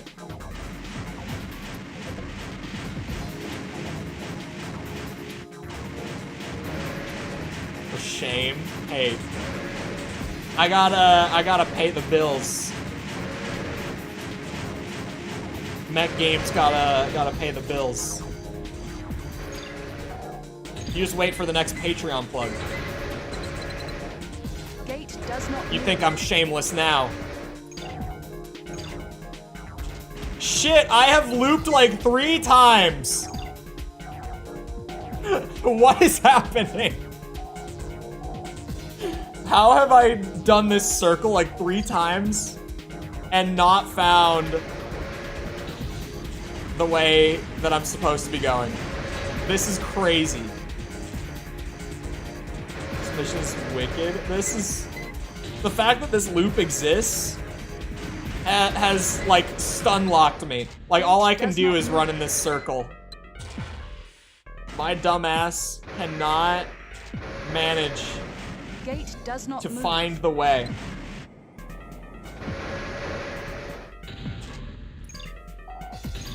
Okay.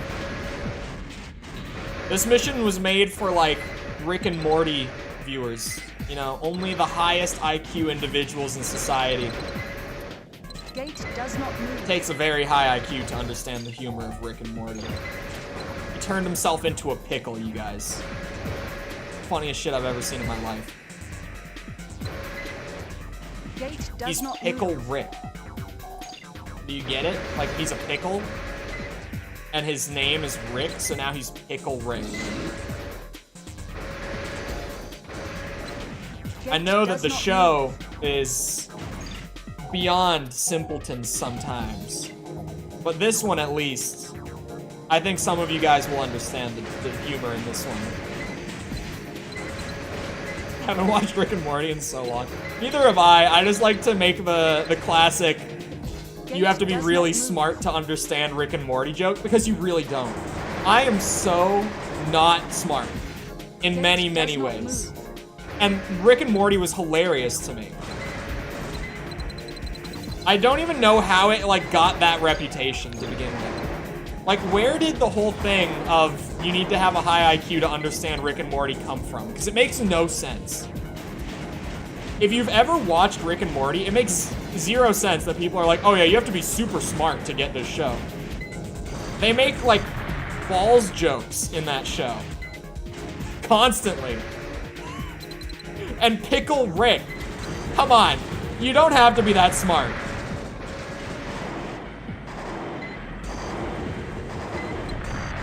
I've never understood the high IQ Rick and Morty thing. I think it's just from like one Reddit like copy pasta, right?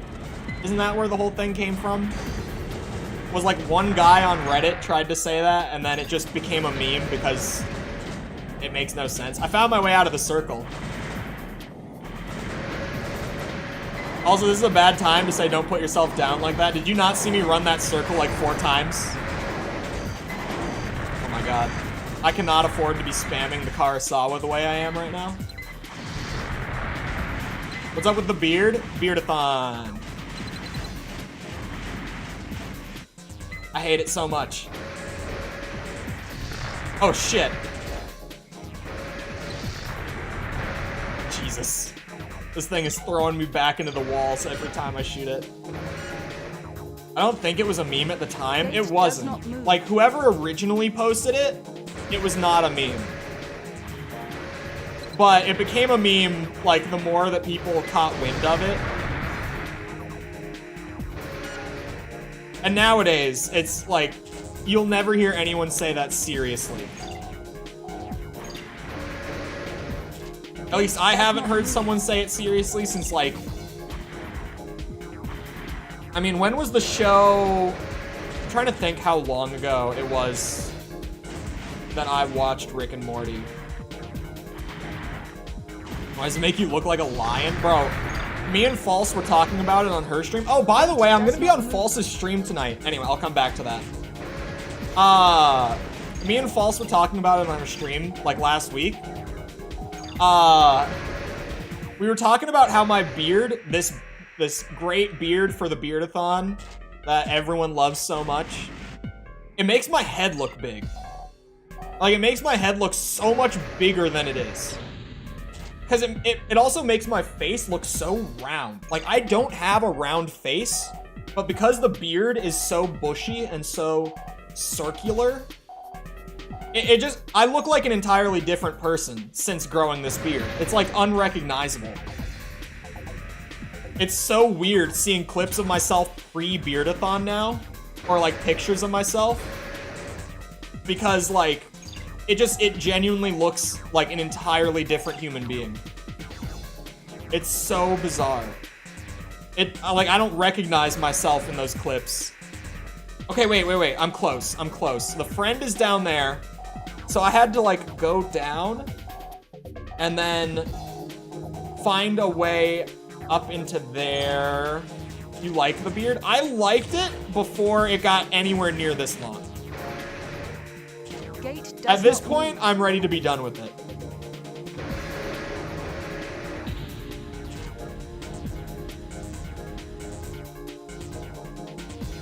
Summer gives her egg to attract the sperms to kill them with Obama. It was the same level of joke as making Super Chat 420 and 690. Yep.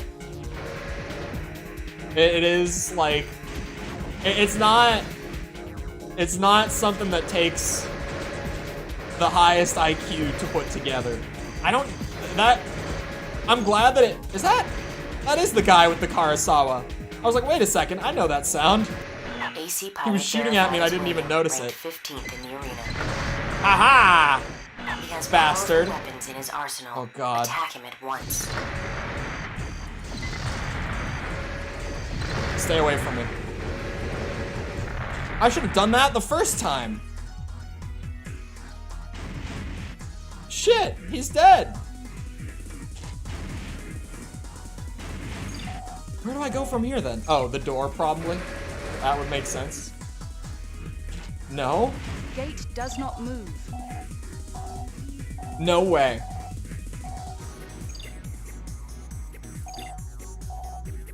Hold on.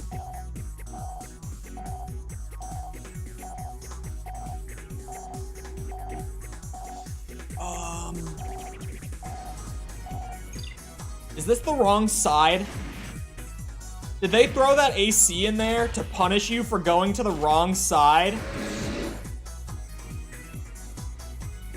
Might be a connecting hall. Oh my god. The connecting hall up top is the one that I came in through. There's no way that they threw an arena AC into this spot as like a haha, you went the wrong way. And here I was thinking I had to go fight him. Well, I guess at the very least he can't find his way out of there and kill me now, right?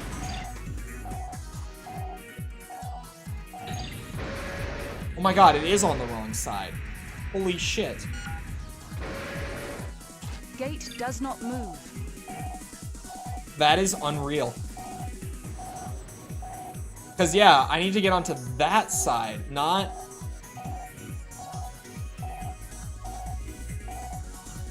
Cool, what? I think the gate doesn't move.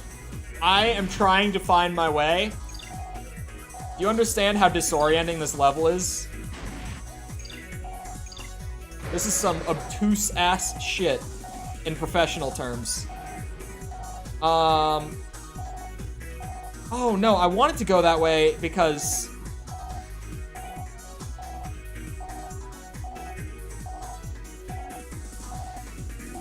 Okay, I can't really...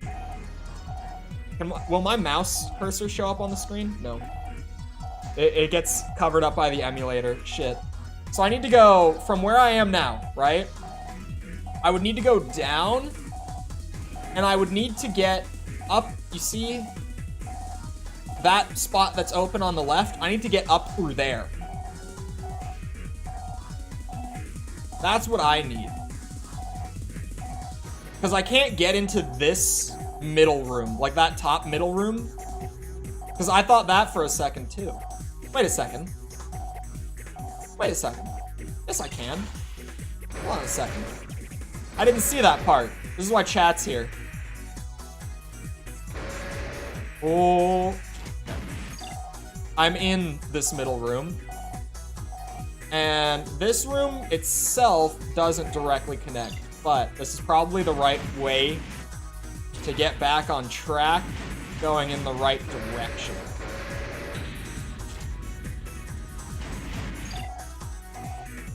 Wait, this is like the intro song for Ninebreaker, isn't it? I never caught that this was like a remix. Probably just because there was like a month and a half between me playing those games, right? But I actually never even caught that detail. Okay, wait, we might be in the money. Is this my friend? Are you one of us? What a mission. What a mission. Thanks for your help. I didn't think I was gonna make it. FromSoft, please never do missions like Our this enemies going here are forward. probably I an beg you. investigation team from a corporate competitor. Let's leave now. Make the mission difficult. Target don't, of operation don't make cleared. it melt System my switched brain. to normal mode.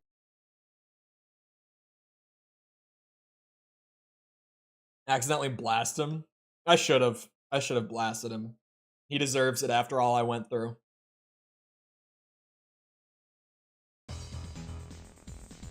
I don't understand as I'm lobster caging. That mission was really something. It's definitely a mission. Oh yeah. Man, my success rate is going down. All these new missions coming in for the like roundup at the end are really dropping that success rate. I had only failed one mission. Or sorry, two. Because I died to 9-Ball Seraph once. So, as of like finishing the campaign, I had 2 missions failed. And it's just gonna keep going down because there's not many missions in this game. That success rate is really, really dropping. Personally, I loved it. It's because I'm like the single player sided guy. So for me, Ninebreaker is really just like, why? At that point, just make AC5. I was gonna say just make a multiplayer game. That's unfair to AC5. Because AC5 had like infinitely more single player content than Ninebreaker did. And not just talking like quantity either. Like it had about the same quantity to be honest, but like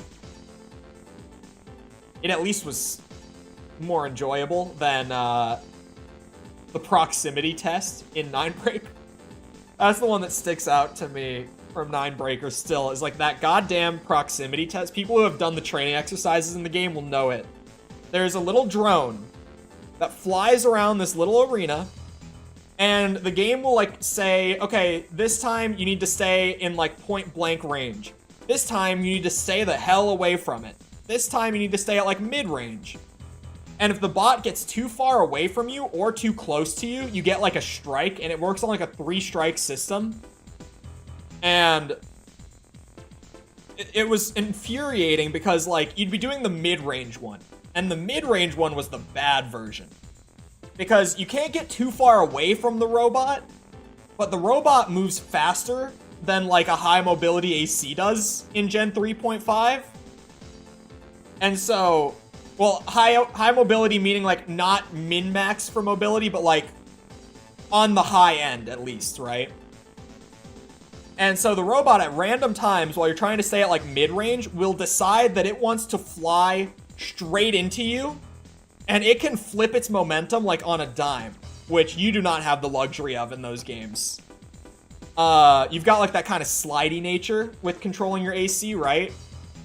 So you can't just like immediately 180 the way that this robot can. So as soon as it decides to come at you, it's gonna come at you fast, and like by the time that you can even react, you've gotten a strike. And it wants you to do this for like 2 or 3 minutes straight without getting like 3 strikes. And I think I spent over an hour on it. Genuinely, I think that test alone nearly killed me. It was, oh, that specific exercise. Anyway, I've sent out a mission request to all Ravens on the Nest network. The request I sent out was for the removal of MTs attacking the construction site east of the city. The real objective is for you to crush any ACs that take the bait. Goldie from the sub-arena has already accepted the mission. MTs are easy targets for Ravens, so she probably won't be ready for you. Take her when she least expects it. Damn. I mean, I could take out an AC. I've done that plenty. Got 2 hours and 18 minutes until my Grand Exchange unlocks. You're gonna get so much money from the Grand Exchange once it's An available. AC? There aren't supposed to be any others around. Knowing that the series is getting the recognition it deserves. It's so interesting to me Either way, we still have a job to do. that AC6 brought so much attention to it after like a Main decade system break. engaging And obviously I'm not combat saying mode. like it makes no sense, because it makes Two perfect ACs. sense, but I guess they work as a pair. An It's just- unforeseen complication, but we'll have to deal with it. it's just so AC interesting that like it took a identifications decade verified as off, Super Bow, members of the Sun and then as soon as it comes back, Enemy armament it doesn't just like come Golden back Super Bow are fairly both successful format compared to what it normally was. ACs. Both are It capable comes of back high and like speeds, taking out immediately one person shatters before its targeting sales the other. records from previous years, right? Like completely shatters. I found someone connected me with like Operation a clear. very accurate System switched sales to data normal mode. figure for the entire franchise up until AC6. And the best selling AC game prior to 6 was Armored Core 2. And Armored Core 2 lifetime global sales sold about 700,000 copies. Armored Core 6 came around, and I don't remember the exact figure, but I think it sold like 1.5 million in its first week, is the only figure that we have. But just considering that like AC2 was out for 20 years, sold about 700K, AC6 comes out, doubles it in a week, like the previous bestseller of the franchise. Some of them sold really poorly, by the way. I think its Verdict Day was the worst selling AC game, which also makes sense why that was the last one for such a long time. I don't remember which game it was. I think it was Verdict Day, though. And the sales on whatever the worst selling one was like 120,000 lifetime. So, like, imagine even just those two being like the back-to-backs in the franchise, right? 120,000 lifetime over 10 years, 1.5 million, roughly speaking, in its first week. It's crazy. And to be honest, like, compared to normal, or not normal, but compared to FromSoft's last release being Elden Ring, it almost seems like Armored Core 6 wouldn't have sold up to their targets, but I doubt they had that sort of target for Armored Core 6. Like, the guys who do the marketing at Bandai, they know that it was going to be a harder sell, and that the FromSoft name would sell it for most people, and it really did. Like, all the new people who bought it.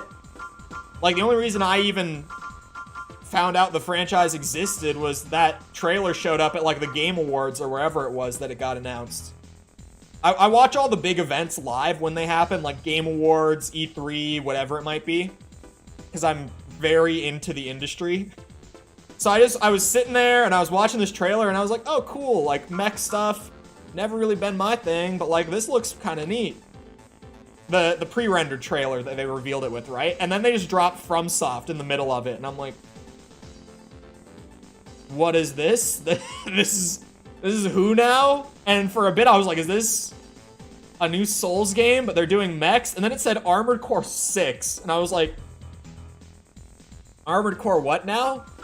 There's how many? And then I looked up how many there actually were, and I found out it was Armored Core 16. You've been requested to execute an attack on a specific group of units.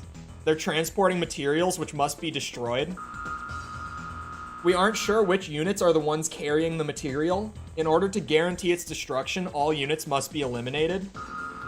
According to our information at this point, the group consists of 3 trucks and 4 MTs, though they may have some reinforcements we are not aware of. Even if one unit escapes, the mission will be a failure. You must eliminate them all. That is why we have the Kurosawa. 3 trucks and 4 MTs shouldn't be bad. But yeah, the prices of the games shooting up. It makes a lot of sense, right? Because, like, you look at the lifetime sales of the old games, and compared to your average AAA game, they're fairly low, right? And so, They cannot be allowed you to have enter the tunnel. these Destroy games them all. that not a lot of copies are really in circulation of, like, on the market. Main system And then engaging combat mode. you have this new game come out after that same developer, like, exploded into mainstream popularity, like became one of the most respected game dev teams in the industry. And everyone who has those old copies lying around who's not using them, they're like, oh, this is money now. And yeah, I know some of them are really egregious. Like, I know that when I looked at Armored Core 5, I think it was like $250 for a physical copy of AC5. It might have been Verdict Day, I don't remember. It was one of the Gen 5 games. It was like well over $200 to get a copy nowadays. I think that the Gen 5 games are the most valuable just because they sold so poorly. Like, there's so few of them out there. Okay. Did you not fly directly above my head? Target of operation cleared. System switched to normal mode. Is 260 more than AC5 is worth? What? I mean, with servers being offline, it's really hard to sell it for that, right? Especially, like, servers have been down for a long time for 5. So when you do play 5 nowadays, it's like, you can still go back and play 5. I just did it. But you're playing, like, a portion of the game that did exist at a certain point. Like, you get some of it. You get enough that it's like, okay. It's like, there's a game here. It is like a full, it took me at least 10 hours to play through AC5. It was one of the longer ones, actually, in terms of just, like, its single-player content. But with how much is, like, grayed out in the menu, it is, like, this is a fraction of what the game was at one point. A lot of the multiplayer stuff in Verdict Day looks super fun. I know that playing on emulators, which I don't even know if I can recommend because holy shit, what a nightmare. But, if you do get it set up and running on an emulator, once it's actually running, there are, like, fan servers that are being hosted that got modded in for Verdict Day. Not for 5. They haven't done it for 5 yet. I'm sure that they will at some point with such a renewed interest in the series now. But you actually can get on Verdict Day, like, fan servers nowadays and play it. I know that the Verdict Day servers are still up in Japan, though. It's just the Western and European servers. Or actually, no, there were never European servers.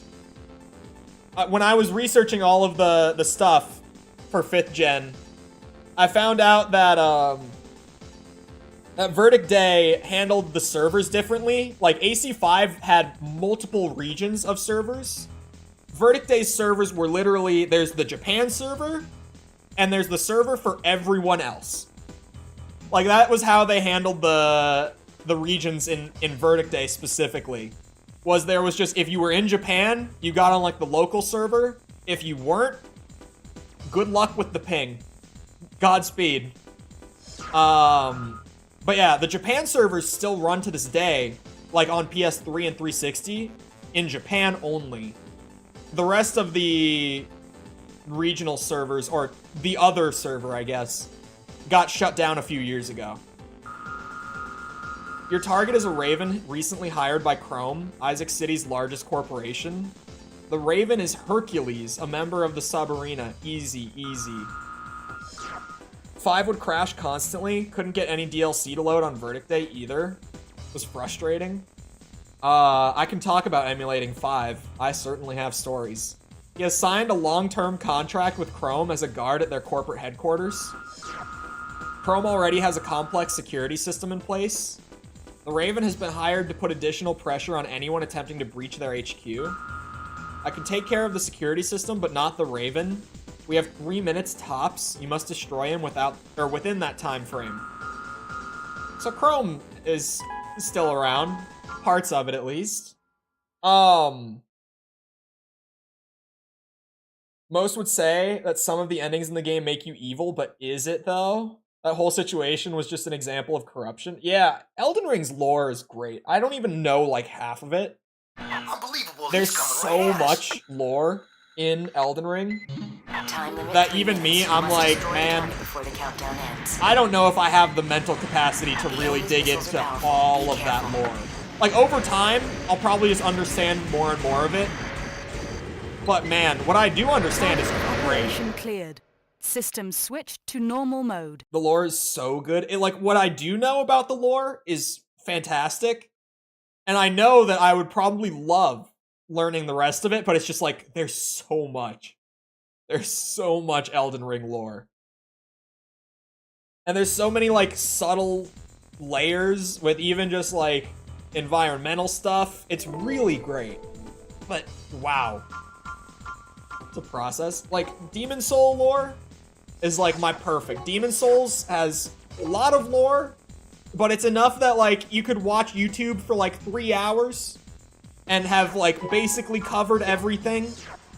And then you could just rewatch that a couple times, and then you'll, like, understand it. Dark Souls lore is, like, maybe 5 hours, but generally the same thing. Elden Ring. Woof.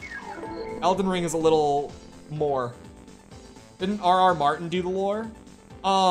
Yeah, so to my understanding, which I actually don't know exactly how it was handled, but generally what I understand is, R.R.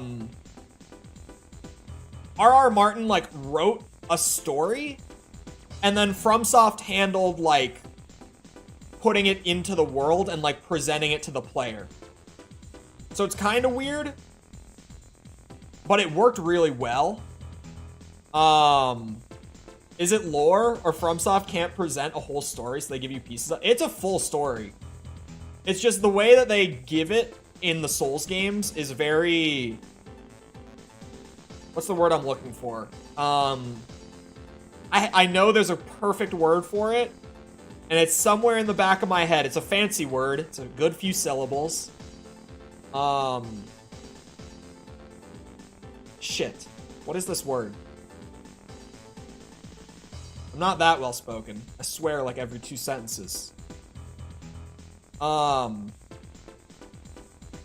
is the word I'm looking for, man? It's like the same word that I use when I describe, like, Metroid level design. And I'm trying to think of it, because I know it. It is... I'm not gonna think of it. Environmental? No. It is environmental storytelling. It's an adjective. It's a single adjective. Oh my god. I'm gonna see if maybe I can find it on like a thesaurus. See like the voice in your head? Is it a very old man? Still haven't figured it out. AC6 is definitely interesting. Because it feels like they kind of took that Soulsy approach and like just put it into Armored Core. And I'm not sure if I would say... It definitely wasn't like a perfect transition. I think it worked for the most part. But I also feel like there are some concepts that to me, I'm just like, I actually don't understand this. I'm not going to be able to find this word. He is a person, as far as we know. But like, he also... Sorry, I thought I had the word for a minute. I was like, wait a minute. I might be thinking of it. Can't think of it. I really wish I could, because it's a great word. I love that word. Whatever it is. Oh, you do see his shadow in the story trailer. Shit.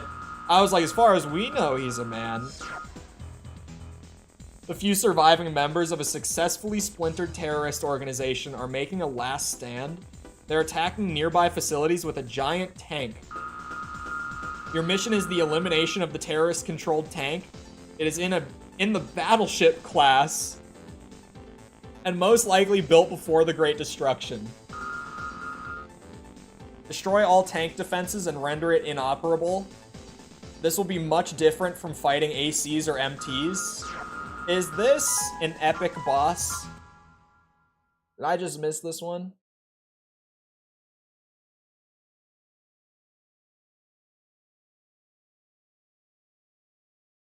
That is the target. It looks like it. We're still unsure of its full potential. Exercise extreme caution. I missed this one.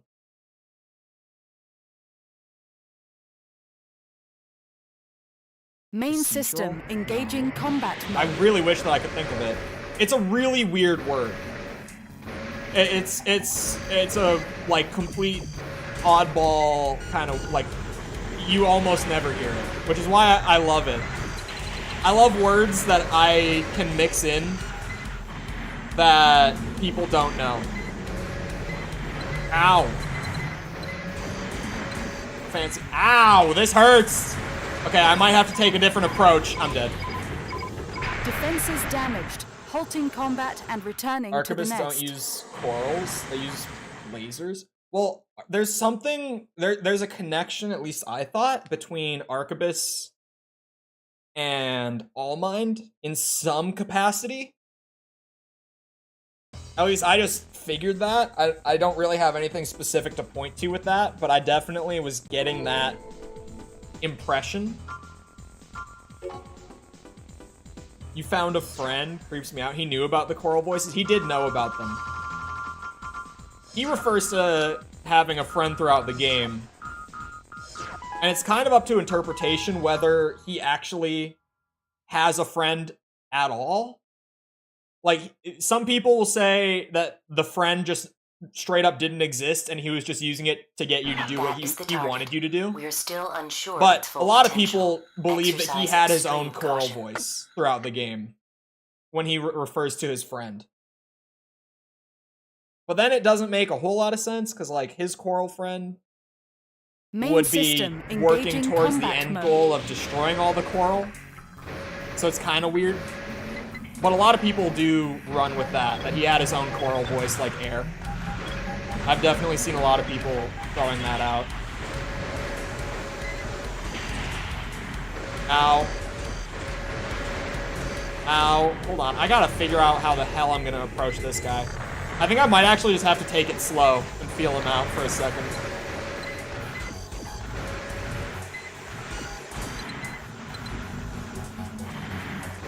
They only give us pieces? It's not that they only give us pieces. I think Scarlet. Defenses I damaged. didn't get the chance to Halting read combat this. and returning to the nest. Walter's mech. Oh, that's right. It was Institute Tech. He didn't actually know about air, just that you were hearing voices. And it wasn't until he got inside the coral mech that he finally saw her. Makes a lot of sense. I really like... I don't think that it's that they're giving you pieces and you make the rest of it up. I think that there is an intention and that it's left a little open so that fans can, like, kind of have that discussion and come to a conclusion on their own. Eclectic was the word, I think. Is that the word that I was thinking of a second ago? Let me double check the definition on this one, just to be completely sure. It was not eclectic. Oh, wait. Hold on. There are multiple definitions. This was not the word. Shit. Never mind. Eclectic's a different word. It was not that one.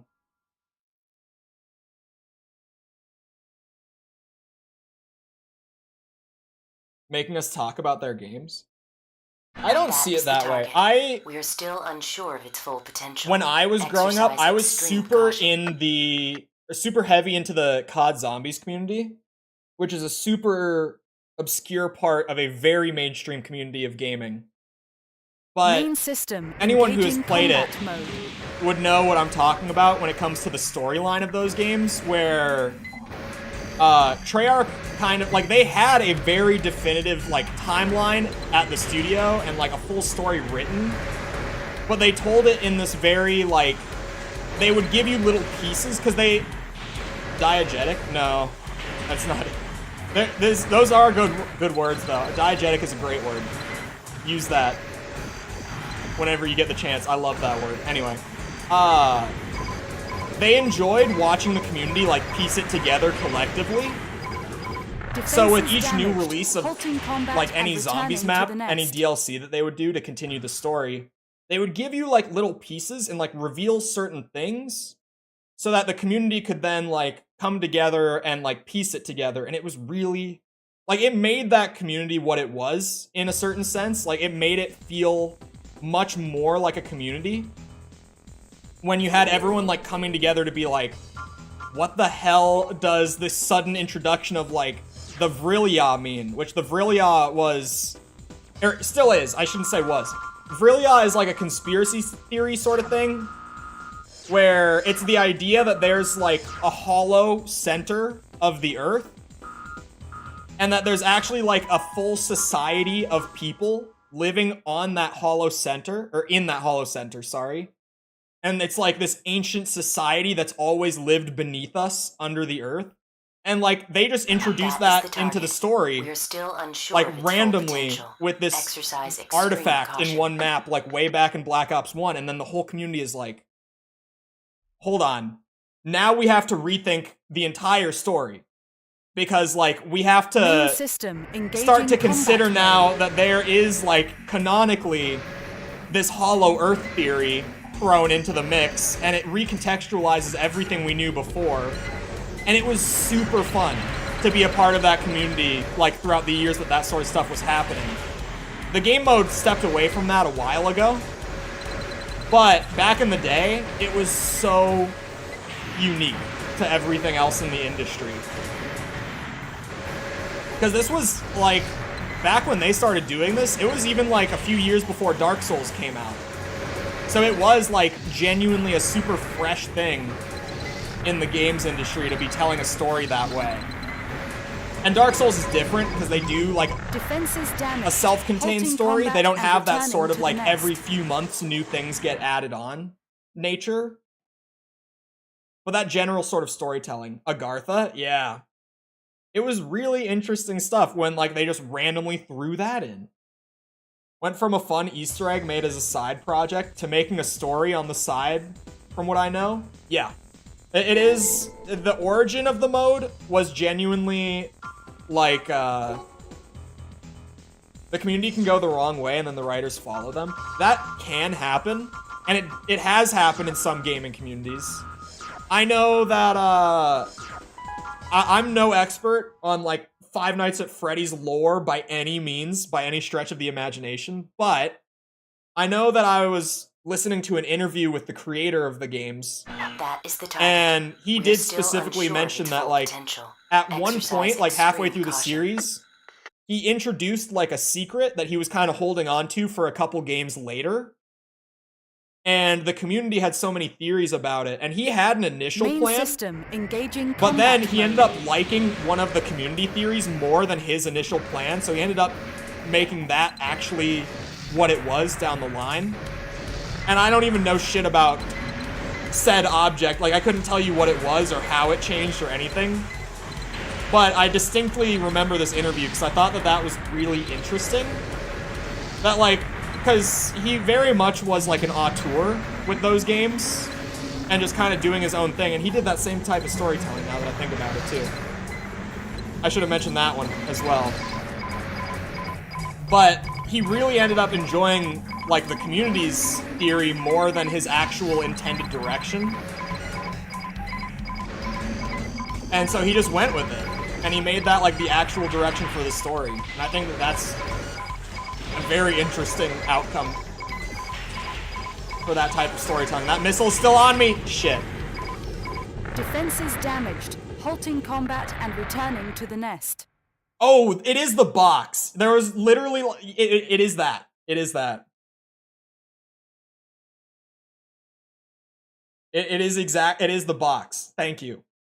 He literally introduced like this crate that had locks on it, and so many people were theorizing about what was inside of it. And that's what he was talking about in the interview, was he was like, yeah, I had a direct intention when I introduced that box, but then some of the community theories I found more interesting. And so what the contents of the box did change, like with the following games, from what it originally was going to be. Would I rather have 10k up front That is the or target. 1/10 of a We're cent still for every unsure of its second, full or for potential. every single Exercise CO2 extreme bubble caution. I consume from soda? I would rather have 10k up front. I would rather have 10k up front. Definitely. Main system engaging combat mode. In reality, Virgil wants to look like his dad. Wait, is that actually... I've never even heard that. But now that makes sense. I've never heard anyone mention that that's why Virgil wears his hair like that. But that really does make a lot of sense. Damn! No one warned me about the tank boss. Where the hell was everyone to complain that I didn't fight the tank boss on the Master of Arena video? Anytime that I skip a piece of content for the review videos, there's always someone, or not even just one person, there's always people bringing up like, oh, you really should have done this. I think this is one of my favorite things in the game. But where was everyone with the tank in Master of Arena? I never heard about this thing. Not once. And this is way harder than 9-Ball Seraph. Oh shit. And that miss is gonna kill me. Oh god. It's over. It's over! Shit. I didn't even see that one until it hit Defenses me. damaged. Halting combat and returning to the nest. I love Virgil. Virgil is a great character. He doesn't care about beating Dante, like they say in DMC5. Yes, I'm a DMC5 hater. Well, I mean, motivation can change based on events in previous games as well, right? Like, in terms of DMC5's story, I think it makes sense that after being beaten by Dante in that pursuit of power, he might start to hate Dante more than he wants the power, if that makes sense. Like, his hatred for Dante might steer him in a different direction.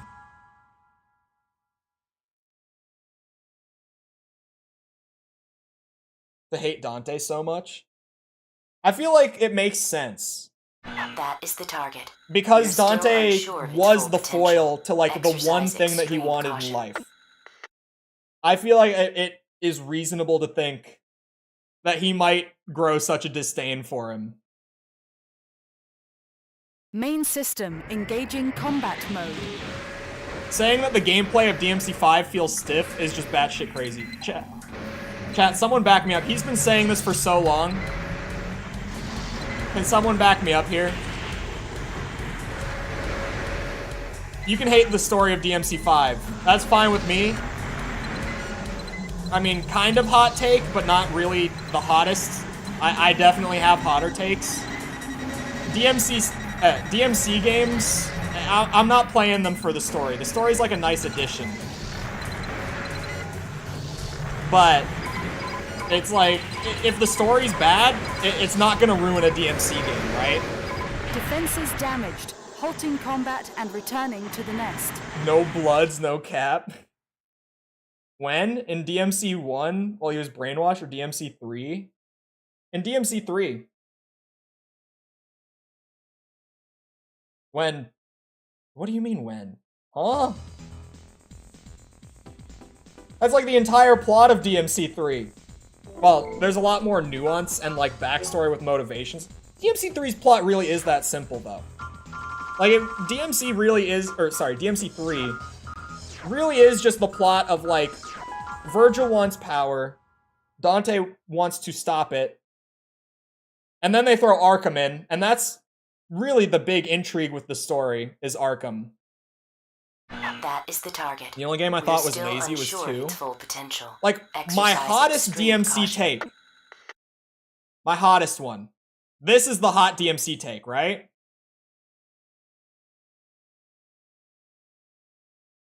Main system engaging I'm combat pausing mode. just to formulate this sentence because it's going to upset people.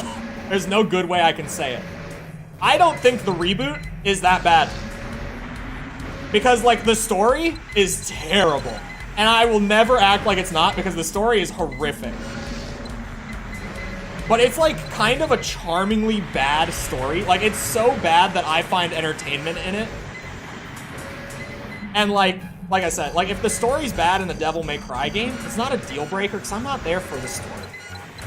And the combat's different, but it's not bad. Reboot gameplay is good. Yeah, like I'm there to do the gameplay stuff. Defenses damaged. Halting combat. He wasn't and attacking him to returning kill him. the I'm not nest. saying he was attacking him to kill him. I'm agreeing that he wanted power and that Dante wanted to prevent it. But then after Dante successfully prevents it, he might develop more of a hatred towards Dante for it, right? Watch the viewer count drop. Kind of look at Ninja Theory as like a prequel to the 3rd game. Oh, I definitely don't look at it as connected to anything, story-wise. I look at it as like the weird offshoot that they tried that never went anywhere. So now we can just kind of look at it and be like, oh, that was a funny game. And like that's, since they didn't go in that direction long term, it's fine now. It's like I say a similar thing about like Resident Evil 6. How like back in the day when I played RE6 when it came out, I hated it. And I hated it because that was the direction that they wanted to take the franchise in. Its full potential. But now that the Exercise franchise is like extreme course caution. corrected and not gone the RE6 route, I can look at RE6 and be like, this is a dumb shooty zombie game. And I can just enjoy it for what it is. Main system engaging Like as the combat weird mode. offshoot, like when they went way, way over the line in terms of like bringing action to the franchise. Shit, dude.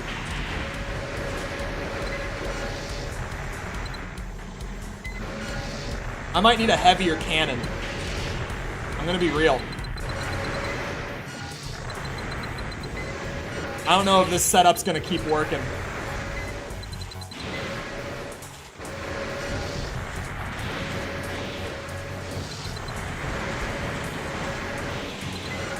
Should have been the one to fill your dark soul with light. Yeah, that's a good example of like, even just DMC1 as a whole is like, I'm not here for the story. And then even like DMC3, which has a great story, and I think 5 has a good story. Because even like when I think of DMC5's story, I don't think of Virgil, I think of Nero. I don't think of Dante even when I think of DMC5's story.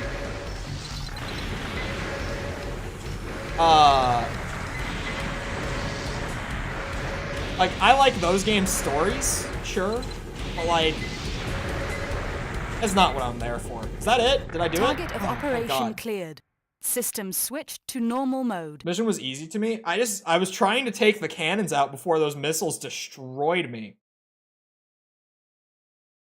He did cry in the 3rd game. That's where the phrase comes from. Well, someone cries in every game. There's always someone who cries. It's like a tradition.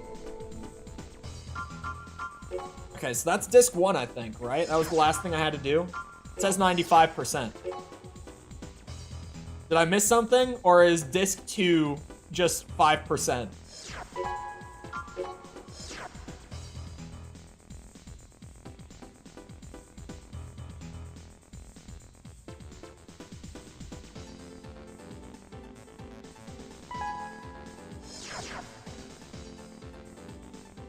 The Dark Soul phrase. Oh wait, he cries in the first game too, doesn't he? You're right. He cries in 1 and 3. Like Dante specifically. Trying to tolerate those janky ass controls. I cannot fathom this opinion. I seriously.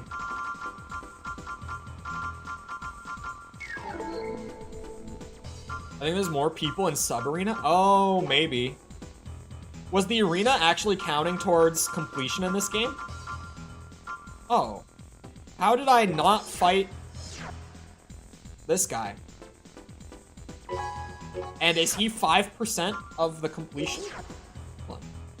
Is he trolling? No, he's 100% serious, for the record. He's not trolling. He just has terrible opinions. And I'm glad that so many DMC fans are here to hear this. Because normally when he says this, there aren't many DMC fans in chat, and he just gets away with it.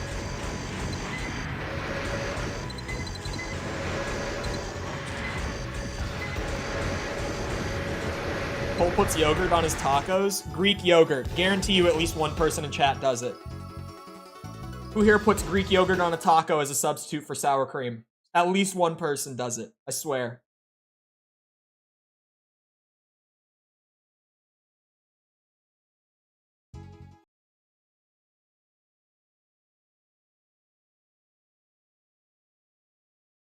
Always great when Dante and Virgil work together.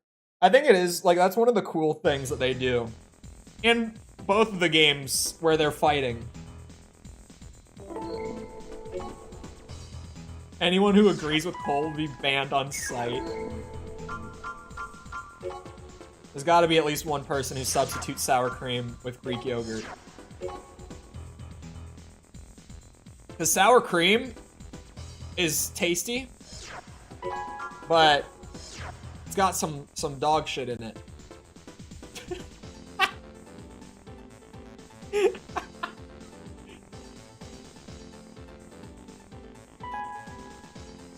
Play that play. He did, for the record. He banned and unbanned. Oh no. Yeah, everyone else in chat saw the messages disappear. Oh, it is Sub-Arena. Okay. Oh wow, there's actually a solid amount of them here. Why are you guys all here? Oh. Oh. Oh. Oh. Okay. Sweet devil. Unrelenting in his attacks. By the time he closes in on his opponent, it is all over. There's a lot of opponents here. With like a sniper rifle, he says. It was one of my favorite things that we always do in this chat, me and the mods, is if anyone ever speaks the words, ban me. At the very least, you'll be banned for at least like 5 seconds. You cannot speak the words ban me in this chat without getting banned. It's tradition at this point. Even good friends of mine have come into chat, like personal friends of mine will come into chat and be like, all right, ban me then to one of the mods, and boom. Sniped. There you are. Oh, speaking of, shit, I never circled back to it. I'll be on False's stream tonight. We're playing Halo 3.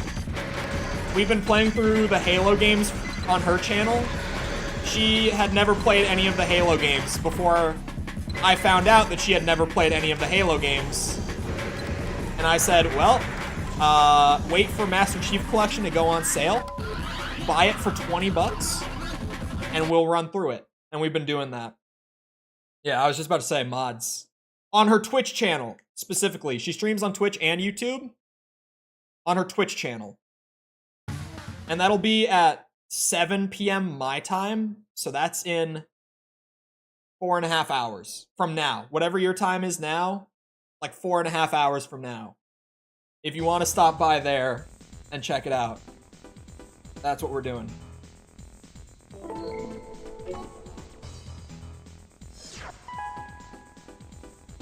I wish YouTube allows. Oh yeah, it's on mobile now. Only on mobile, which is really stupid, but they did just add in like custom timeout amounts. I think it goes from like 10 seconds to like 24 hours now. All right, Fritz, well-known how do I say that? Partier? Partier. Partier? Partier. Well, if the dictionary says it that way, partier, a well-known partier on the AC Arena circuit. Most wonder how he ever... Oh, does it actually mean, like, someone who frequents parties? I didn't know that there was, like, I guess that... Like, a party goer? Yeah, I put it together just in time for that. Now, ignore me. I thought it was, like, a French word. Okay, he's a partier. Got it. Oh shit, we're going.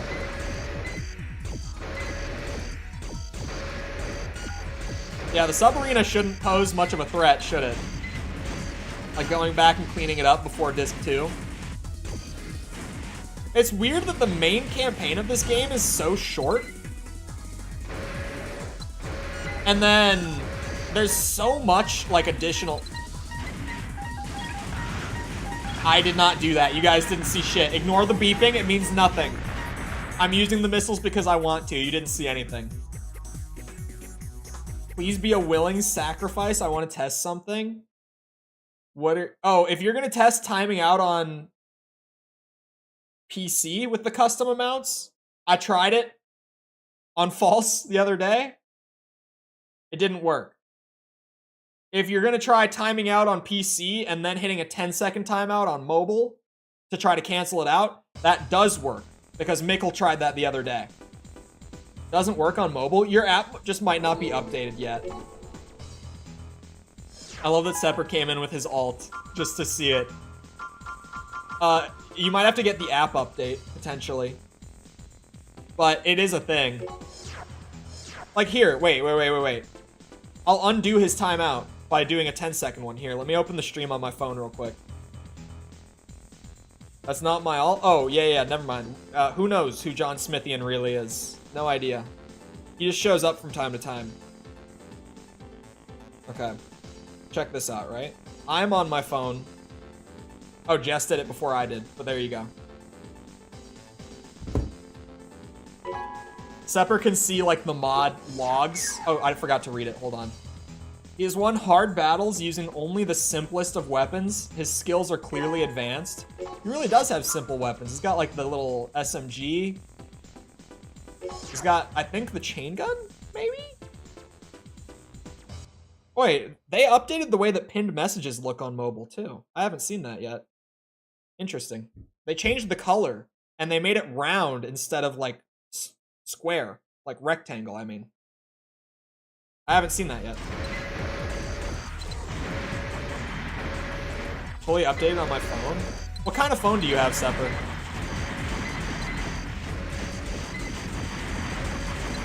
Are you on iOS, Android? It might be different on, like, maybe the update's not out for Android yet? iPhone 11? Okay, yeah, I'm on iOS and I have it. Yes, Crapple. My phone is for texting and calling and scrolling Twitter while I'm taking a shit.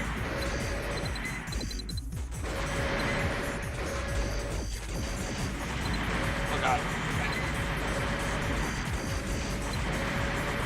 I genuinely don't do much else with my phone. Everyone's always like, how do you have, like, you know, a tech degree and you have an iPhone? I'm like, because I don't, like, need to manage my files on my phone or, like, emulate games on my phone. Like, I use it as a phone. The pin message is different for me on mobile. Wait, really? You like the white border and the circle, like the more rounded design? My really shitty alter ego on YouTube now plays FGO on it. What is FGO? Hold on, I probably know it.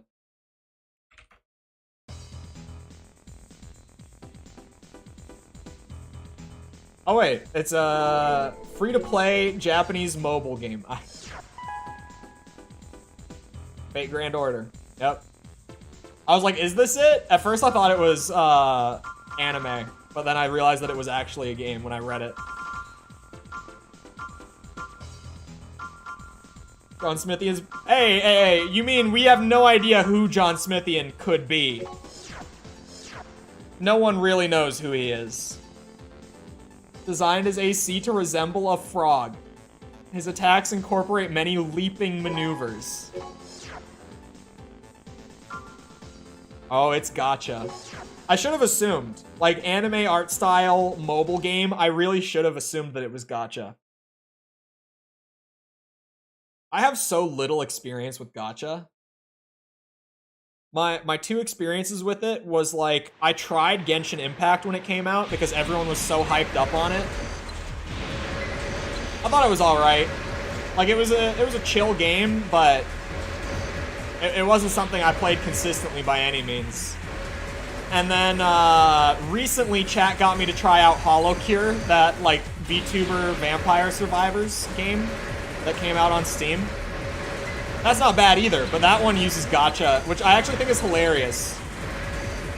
It's all, like, you can't pay for it, like, actually pay for it. It's through the game, so it's honestly better than standard gacha. Oh my god, can this guy stop jumping? I can't hit him. Oh wait, I might have better luck with my verts. Hold on. If I can't...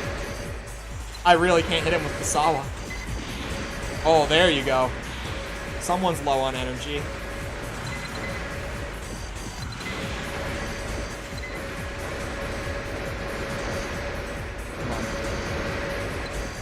HoloCure is not bad either, for the record.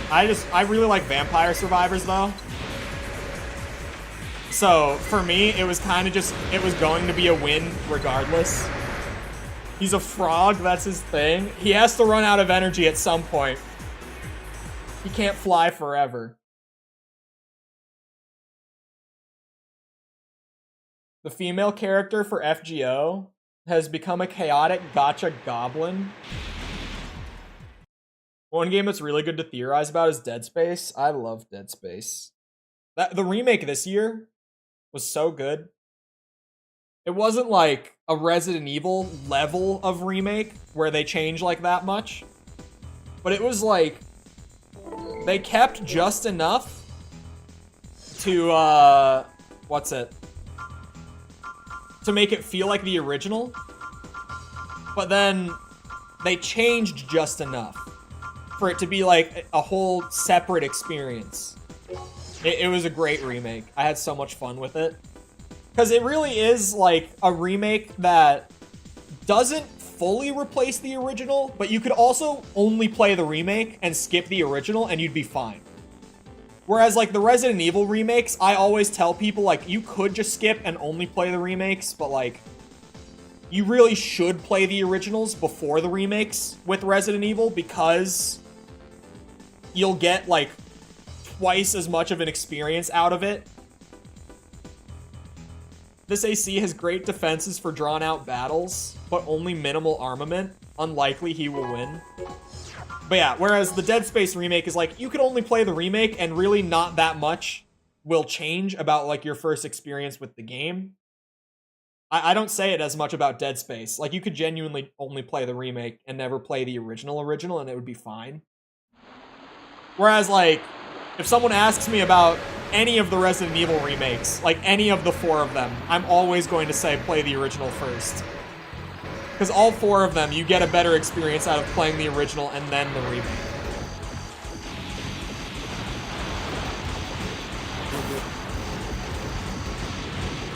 That one was scary.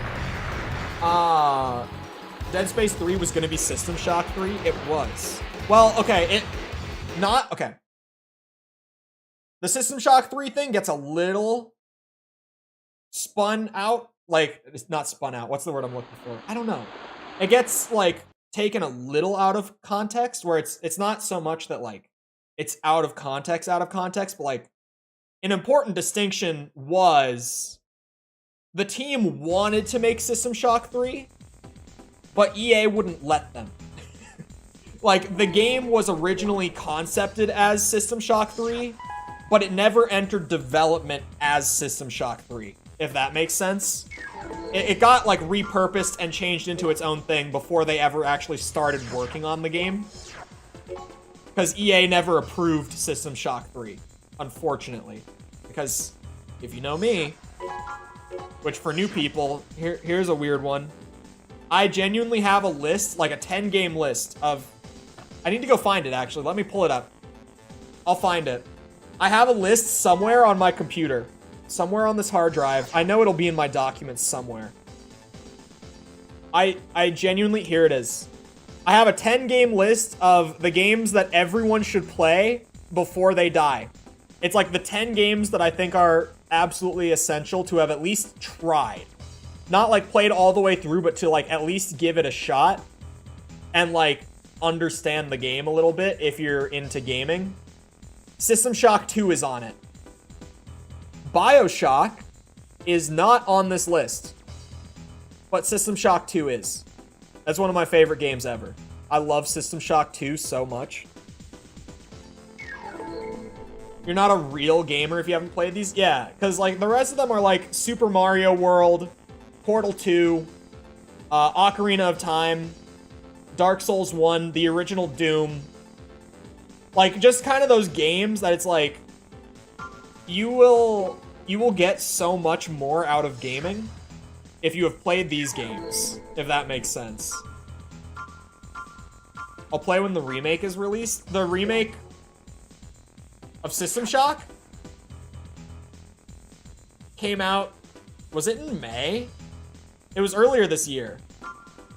The remake of System Shock is out. It just got no marketing.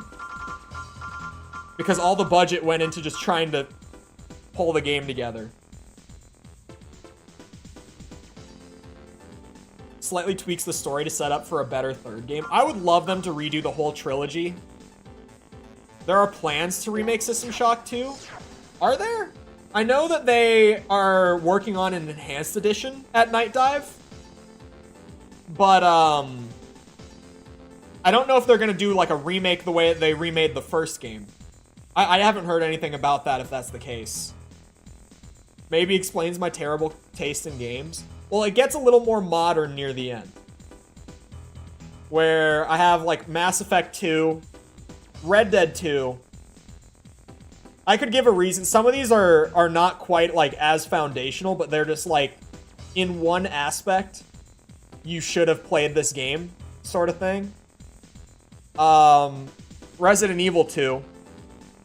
And Deus Ex Mankind Divided, not the original Deus Ex. And some people are going to think that's weird if they've played the games. But some people might also kind of get it.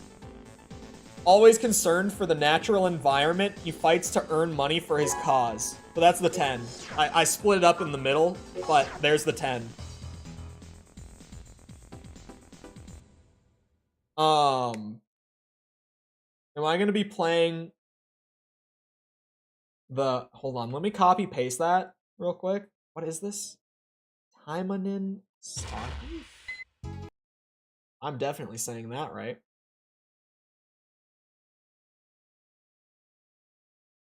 A classic visual novel about a demon-slaying ninja. What is this, Sepper? Is it a romance visual novel? It looks... How do you even... Is this just on the front page of Steam right now? What is this? Made from the series? Oh, there's a series. Okay, hold on. What is this? Does that word mean what I think that word means?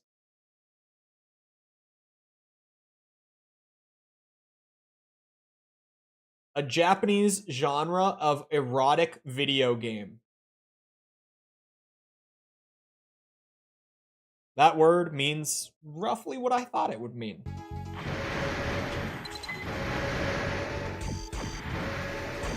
How is Steam quality control these days? It's something. You guys ever go to the new and trending section of Steam? Those of you that are above the age of 18, of course. Before I make this joke.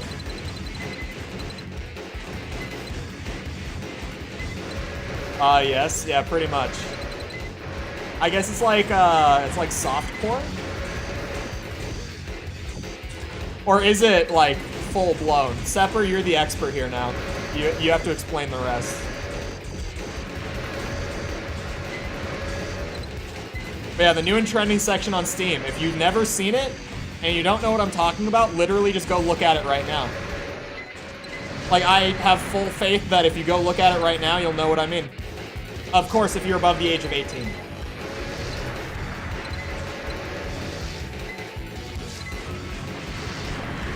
Sick, negative. Okay, so it's not softcore. We're not getting back into... We're not... Nope.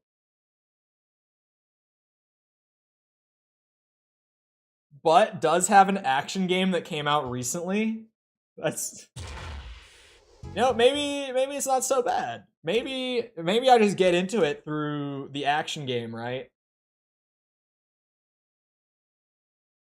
I'm sorry, I just misclicked on my second monitor and Twitter opened and the first thing I saw, what was that? It was on my following tab because the For You tab on Twitter is ketchup nuggets. Is that from Burger King? No. This is from Burger King. Hold on, pulling it over. This is Master of Arena. This was the first thing on my Twitter feed. I opened Twitter. That's Burger King. At first, I thought this was like from the supermarket or something, but then I saw the Royal Perks and the BK app stuff, and I was like, oh my god. I mean, okay, chat, hear me out, right? Oh, Project Phantasma. That's the one you're thinking of. Hear me out, okay? I'm gonna be the reasonable guy in the room. This one, you know, you see it, and it's, like, off-putting. You're like, why ketchup nuggets? But, people that get standard chicken nuggets, I would say, like, half of the people that get chicken nuggets are going to dip them in ketchup. So, like, this is just saving you the time. It is probably going to taste different because it's, like, in the breading. But, I mean... It's just ketchup. I hate ketchup, for the record. I would never, in a million years, order this shit. Other than, like, for a funny joke. Like, maybe for a video, just to do a gag. But, like, I hate ketchup, so I would never eat this. But honestly, because ketchup is something that people dip their chicken nuggets in anyway... Look, this guy. Is my camera covering? No. This guy kind of gets it. It saves time. Not money, really. They don't... Do they charge you for the ketchup at Burger King? But this guy gets it. It's just... They're just putting the ketchup on the nugget. The thing that's off-putting is that they still have, like, a ketchup dipping thing on the packaging. So it seems like it's kind of intended for you to still dip them in ketchup, which that is like actually nasty. This lacks variety, and now they are barricaded from their preferred sauces. You know what? Fair. Try nuggies with honey. I put my reputation on it. I mean, honey mustard. I've definitely dipped like chicken nuggets, chicken tenders into honey mustard. It's an S tier sauce, so honey could work. It's just half of the honey mustard, right? That's literally all the sauce is. 50% honey, 50% mustard. Everyone knows it. That's what the sauce is. Hear me out. I can see it, weirdly. Honey barbecue? Yeah, honey is mixed into a lot of sauces, so honey on its own is probably not that bad.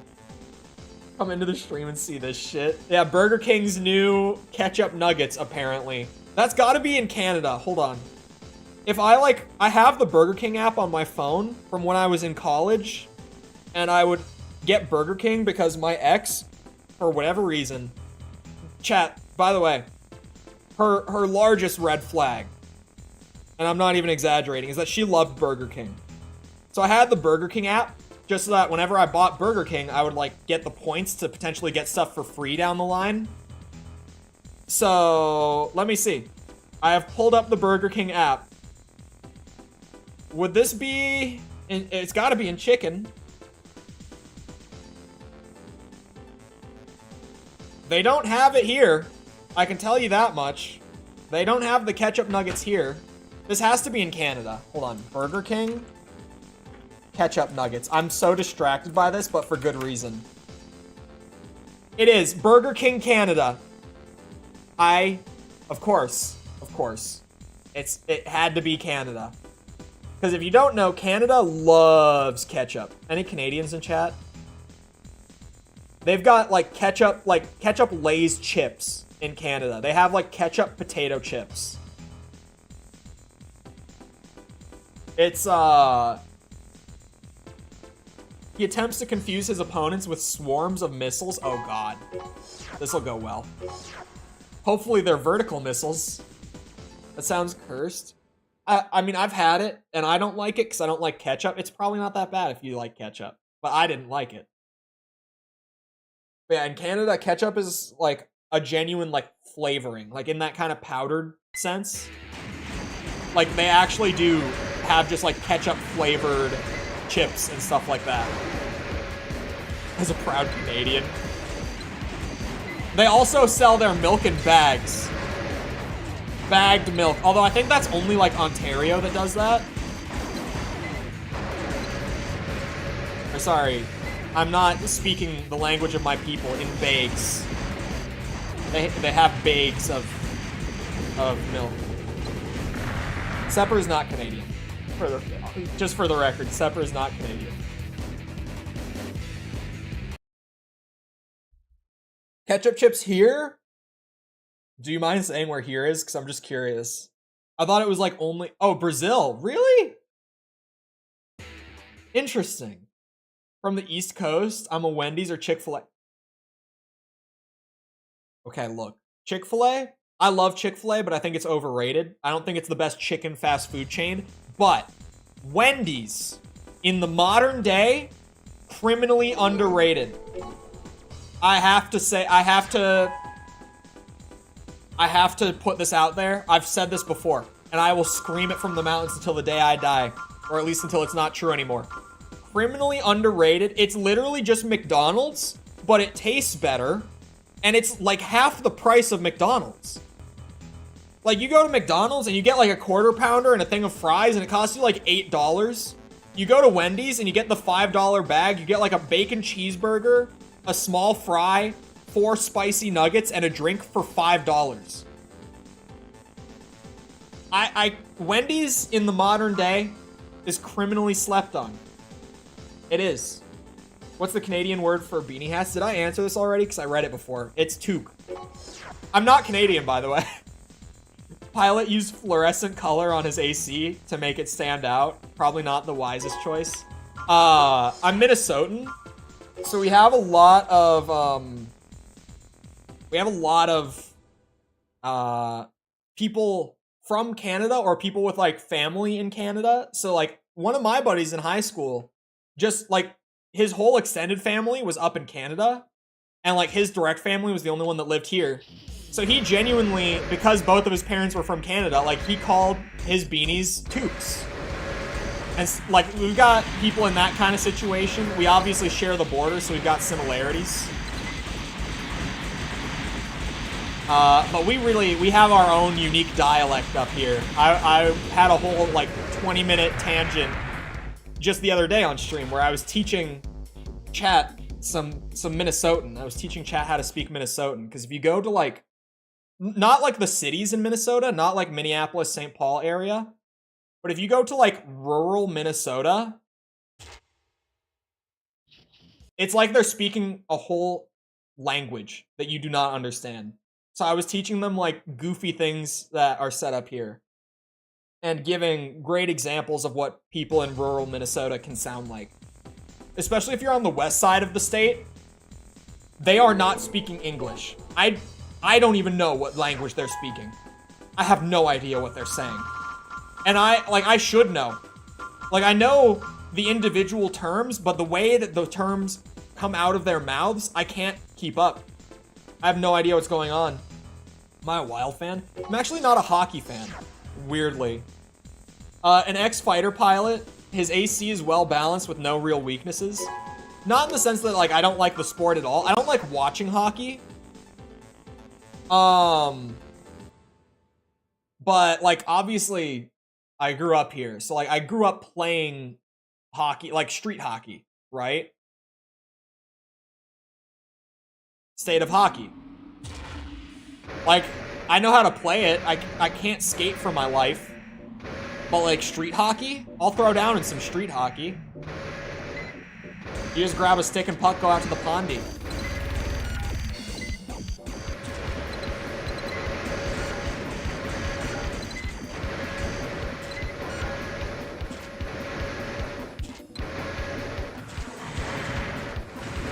I want to go to Canada, but like northern Canada. I feel like northern Canada would actually be cool to go see. Because it is like, it's just empty. Like it's just nature, and it's like freezing. The people don't live there because the weather is so miserable that you'd be batshit crazy to live there. I feel like it would actually be cool to see. But yeah, some of these fights are over really fast. This guy is dodging a lot. He's scaring me a little bit. Shit is so funny. Oh, you don't even... If you think Tukes is funny, half the shit that we say. I have to start with... Okay, well, one that I think is my personal favorite is Oofda. This is some classic Minnesota-ism. Actually, this is shared by parts of the Midwest, but it's like Minnesota's known for it, if that makes sense. Oofda is literally just like, it's like saying oof, but you say oofda. So like, you know, if I take a big fall playing street hockey with the buds, I might go oofda. And I'm not like people here say it like all the time. We have so many... The shit that starts to get into, like, another language is when you start getting people saying, like, oh for cute, or oh for stupid, or even, like, oh for dumb. It's the same thing as oh for stupid. It's just the normal English words oh for cute. But it's a way of saying, like, oh, that's cute. But people say, like, oh for cute. You know, with the accent and all in rural Minnesota. Or oh for stupid is saying like something stupid, dumb, same thing. You'll hear like all of those variations of it. We've got the whole yeah, no, yeah, no stuff going on. Oh, don't you know? That's a classic. Instead of saying like just you know, Minnesotans will say don't you know.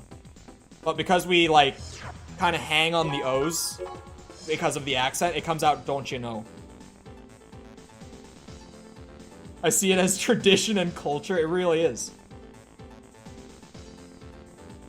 No, a lot of the Minnesotan stuff, it's not German, but, Minnesota has, like, a super long history of, like, Scandinavian immigration, like, that region.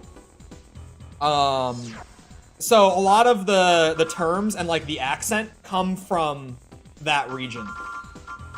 Because Minnesota back in the day, like, was pretty much built on, like, Scandinavian immigration. Like, it was such a huge... It's like, think like how New York had such a prevalent history of, like, sorry, I'm blanking. Like, Italian and Irish immigration that kind of built up that state. Like, we have that with, like, the Scandinavian countries. Like, that sort of region. So a lot of the accent and terms and stuff like that come from there. Like, oofta is something that you would also hear in that region. That actually is something that is here and there. That's not even, like, derived from. That is just from. He talks of making it to #1 in the arena, but his skills do not bear this out while he's in a tank with a bazooka and an ammo extension. My man needs to rework the build if he wants to get to #1.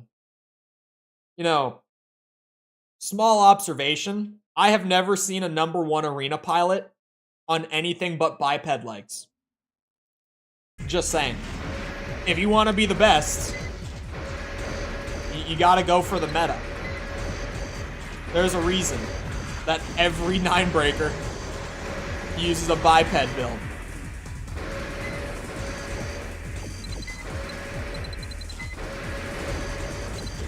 Although tank builds can be scary along the way when you're climbing through arenas, but I've never seen a 9-breaker in a tank build. Tank builds were scary as shit in, I'm saying this because it's not in the video, but fighting tank ACs in AC5, bro, those things were scary. Because AC5, the AP difference between, like, a lightweight and, like, a heavy tank build is insane. Like, it's the difference between, like, a lightweight build has, like, what, 25k AP in AC5? Because the numbers are bigger if you haven't played it. But a tank build could have, like, into the mid 50k. And then they have, like, the really heavy weapons that you would associate with a tank build. And, dude, they're just shredding you. They were scary as shit. Capable of both good offense and defense, his dual cannon is very destructive. Did you see what Sniper Wolf did? Oh boy, did I. Yeah, let's talk YouTube drama, because I really like, well, it's not like, it is, this is specifically YouTube drama. But I just love keeping up with the whole, like, content creation sphere in terms of drama. What happened? Oh god. Okay, so if you don't know anything about it, there's been a feud between Sniper Wolf, who's, like, one of the largest YouTubers, like, top 5 on the platform nowadays, in terms of just, like, viewership and stuff. She uploads, like, daily reaction videos that are insanely lazy. And she has even, like, so lazy to the point where she's gotten caught in the past reusing clips across, like, 3 different videos over the course of a week. Like, that kind of lazy, just, like, shoveling shit out the door kind of reaction content, right? And she's had, like, an ongoing beef with another, like, OG YouTuber, very, very prevalent YouTuber, Jax Films, for the better part of a few months now. Because he has been, like, seriously, I mean, I'll say it how it is, even though I agree with him, in terms of, like, principle and everything. Like, harassing her through his own content for the last few months about her content, which, like, she deserves it, but he is also pretty extreme to where, like, if you go scroll his channel, his second channel that he does it on, it is, like, every upload of his over the last, like, 4 months or so is just a video about her. Like, his second channel has been fully devoted to shitting on her for months now.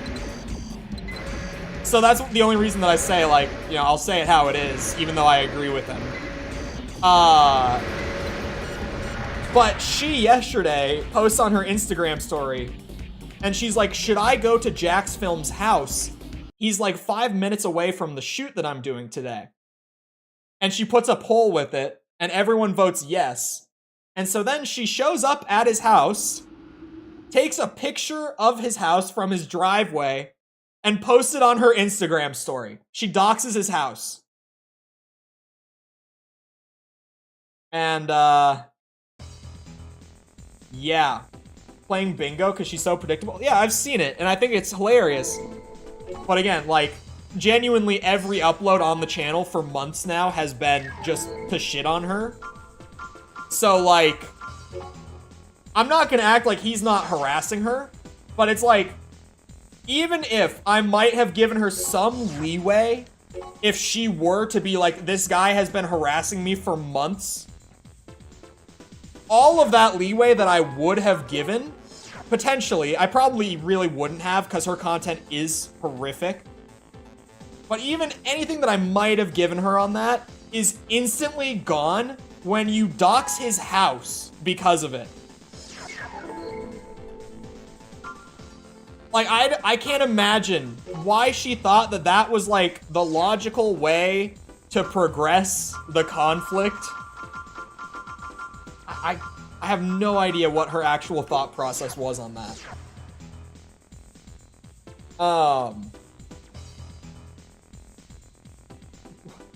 It's seriously like, yeah, she just straight up like drove to his house, which she apparently knows where his house is. And then takes a picture of it and posts it on her Instagram story. And you only know how to escalate? It really is like, ugh. YouTube won't do anything because she's Sniper Wolf? Oh, YouTube's not gonna do a thing, no. What if it isn't his house and she just shared some innocent randomer's house? Well, okay. Then, there's a lot more to this. Hold on. A relatively new member of AC Team Fog. He shows great potential. So there's a lot more to this. Where, like, she then, after posting it, and I'll come back to that statement, because kind of. After she posts the house, she posts a statement hours later, and she's like, how is it doxing? Like, I didn't dox anyone. I don't even know how to dox. Her actual words, I don't know exactly what the statement said, but I don't even know how to dox are the exact words that she used in that statement. She doxes him, and then tries to argue that it's not doxing because, quote unquote, she doesn't even know how to dox.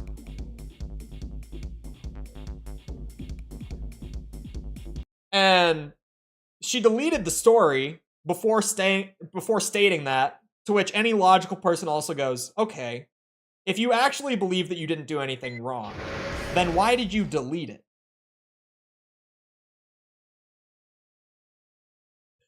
People like this graduated high school. It really... Ugh. And then, where what Jess said comes back around, Jax Films is married to someone who is not a creator. It's very common for content creators to date other content creators because, like, it's common in any field of work to, like, end up with a partner who is in the same field as you, because it's like when you're a kid, you meet people through school. Same with, like, college, right? But then once you're working, and that's your life, you meet people through work. Like, that's the majority of people that you'll meet, most likely, will be through work. It's just kind of how all that plays out, right? So a lot of the time, YouTubers, streamers, whatever, they end up finding their partner who is also a YouTuber, streamer, whatever. And Jax Films is an exception to this. His wife, who he's been married to for a long time, is not a content creator at all. Never has been. She works like a 9-to-5, like a corporate 9-to-5.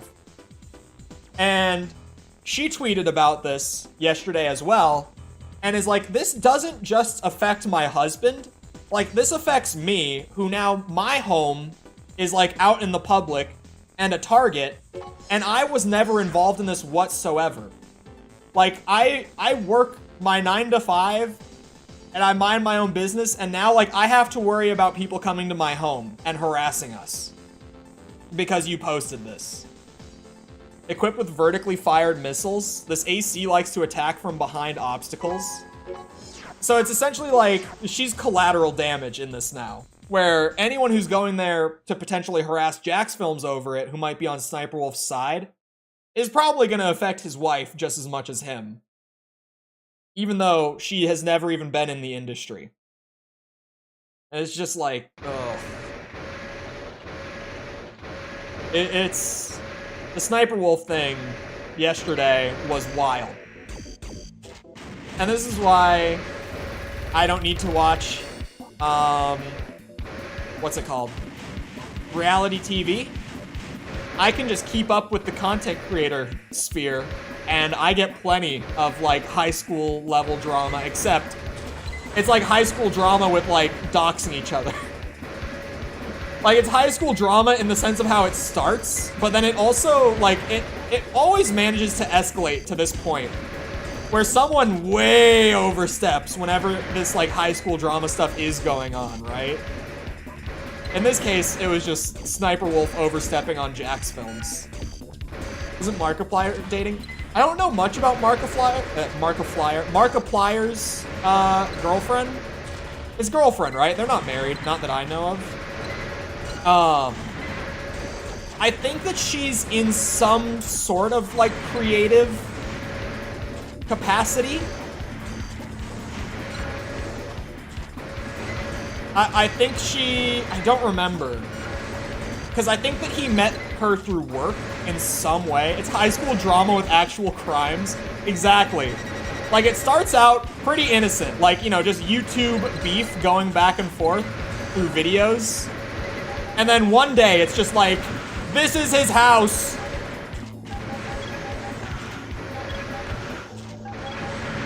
But you guys, I don't know how to dox. This isn't doxing. I don't know how to do it. I wouldn't know how to dox him if I wanted to. Yeah, I think, hold on. I don't know what she does, but I can probably figure it out very quickly. Especially if it's, you know, Markiplier's girlfriend. Someone as large as Markiplier. Oh.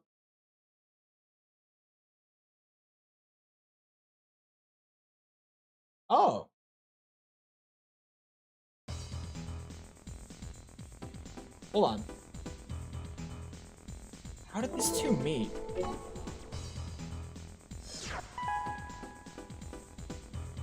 Wait a minute.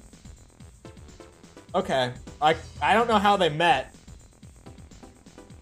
Is she for real? Game design? Game and graphic designer and animator. So it sounds like she's in game art.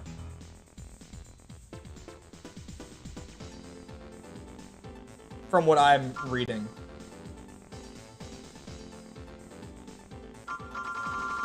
So that makes me wonder how they met. Which was not on there. Is she for real? Specializes in attacks from above. This AC/pilot combination act very much like a bomber. Great. I love a good flying enemy. Don't tell me to go to the garage. I refuse. Unless it's really bad. Then maybe. But maybe they met before YouTube was a bigger thing. Yeah, it's possible. It is just like, most of the time, it's... Someone said celebrity. It's probably gone now. But I saw someone say it's like the celebrities dating celebrities concept, where it's like, yeah, you meet people through work. So it's like, a lot of creators are in relationships with other creators. Like, my parents met through work. They worked at the same, like, office building. That's just a really common way to meet people. Oh my god. She's like his imaginary girlfriend. All of the long nights working on you know, maintaining his life as a full-time creator and producing a movie. I definitely want to see Iron Lung just because I'm really, like, more than anything, I think the game is cool. I love Dave Szymanski's work. It's like, I already thought the game was cool.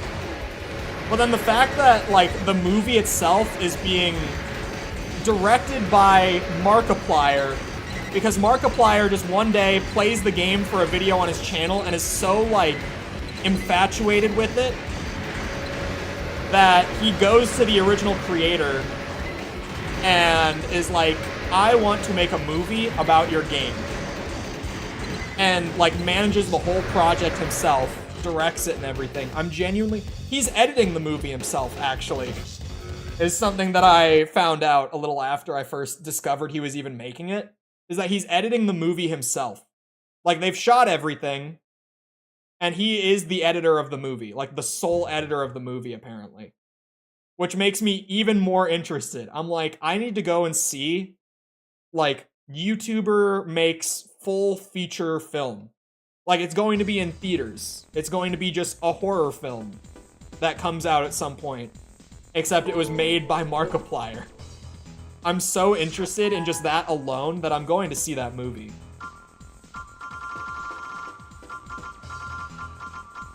I probably wouldn't have been overly thrilled about, like, Iron Lung movie. Tobuscus should get the redemption badge. His content is so outdated, but I think he's doing much better. The Tobuscus thing wasn't just because his content was, like, offensive, was it? Is that why people don't like him? I thought it was what I like to refer to as the YouTuber special. Hold on.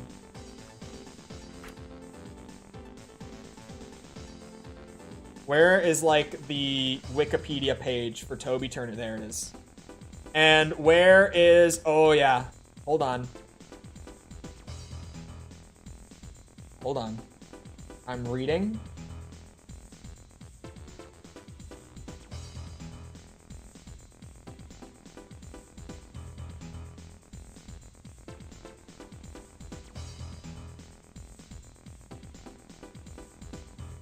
Yeah, it was an assault thing, which we apparently have no public record of.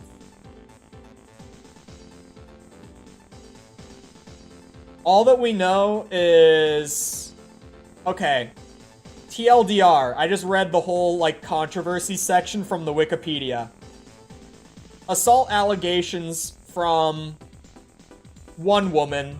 Then his ex-girlfriend came out and said that she never had any problems with him, but that he cheated on her a lot while they were together. Actually, two of his ex-girlfriends both came out and said this. Sorry. Two former girlfriends of his both said they were never assaulted, but they were cheated on frequently while with him. And while not endorsing the assault allegations, former close friend of Turner, Phil DeFranco, attested that that Toby Turner had a drug problem for a long time and is not faithful in relationships and needs mental help. So, like, we don't have, like, public record of anything, but we have a lot of close people to him being like, I don't know about this specifically, but, like, the dude certainly has a lot of other problems that I'm not saying he could have done it, but, like, you know, it is possible that it happened. So I guess it was just like, we don't really know. Still to this day, we apparently don't know. He caused trouble at his wedding because he was high or something. I do remember something like that. No, not the YouTuber special. That is what I meant by the YouTuber special. So not that. But yeah, I was like, I didn't think that it was just, he's just crazy. Yeah, he's just, exactly. He's just kind of crazy. I watched Tobuscus a lot when I was younger too. Like, I remember that being a big deal when all that came out. Equipped with inexpensive parts, he isn't a big arena winner, but he has had some success in missions. But yeah, I watched, like, he did those, like, game trailer, like, what was it? Didn't he do, like, kind of the early version of, like, honest game trailers? Except his were, like, a song sort of thing. He obviously had his, like, mega viral hits, which some of those were, like, his mega viral hits. Like, the Assassin's Creed and the Halo Reach ones. But then,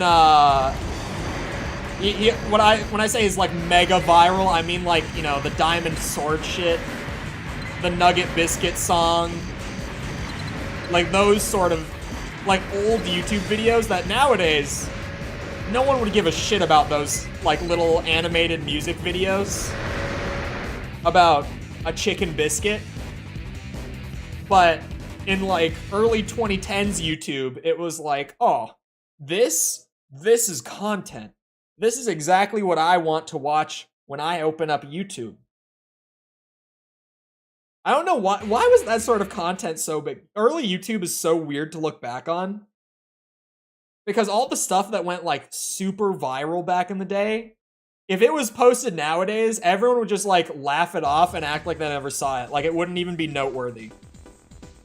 Like, stuff like Nugget Biscuit, Nugget in a Biscuit. Fred being, like, the #1 YouTuber for years in, like, the super early days. It's just stuff like that.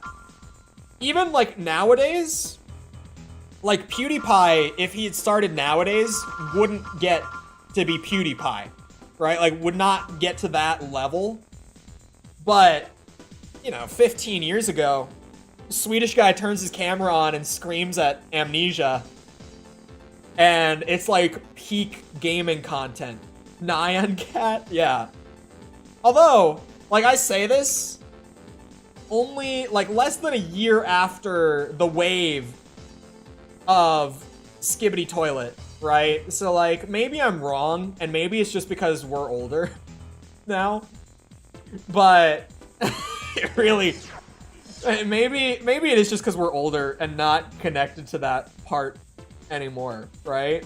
Because, like, Skibbity Toilet, hold on. If I just go look up Skibbity Toilet on YouTube, Skibbity Toilet. The first thing that comes up, Skibbity Toilet 65, by the way. There are 65 of these videos, but specifically the 65th video alone has 51 million views. There's a return, a cycle happening. I don't know if it ever stopped. I wonder if it's just like, you know, we got older and kind of just fell away from it. But now, like, specifically Skibbity Toilet was so big that we couldn't have even possibly not heard of it, right? I feel like that might be, like, I don't think it ever left. I think it's just we fell out of touch with it, if that makes sense. What was I about to look up? Oh, I was gonna look up Tobuscus. I was gonna see, like, how many views did those get back in the day? Wait.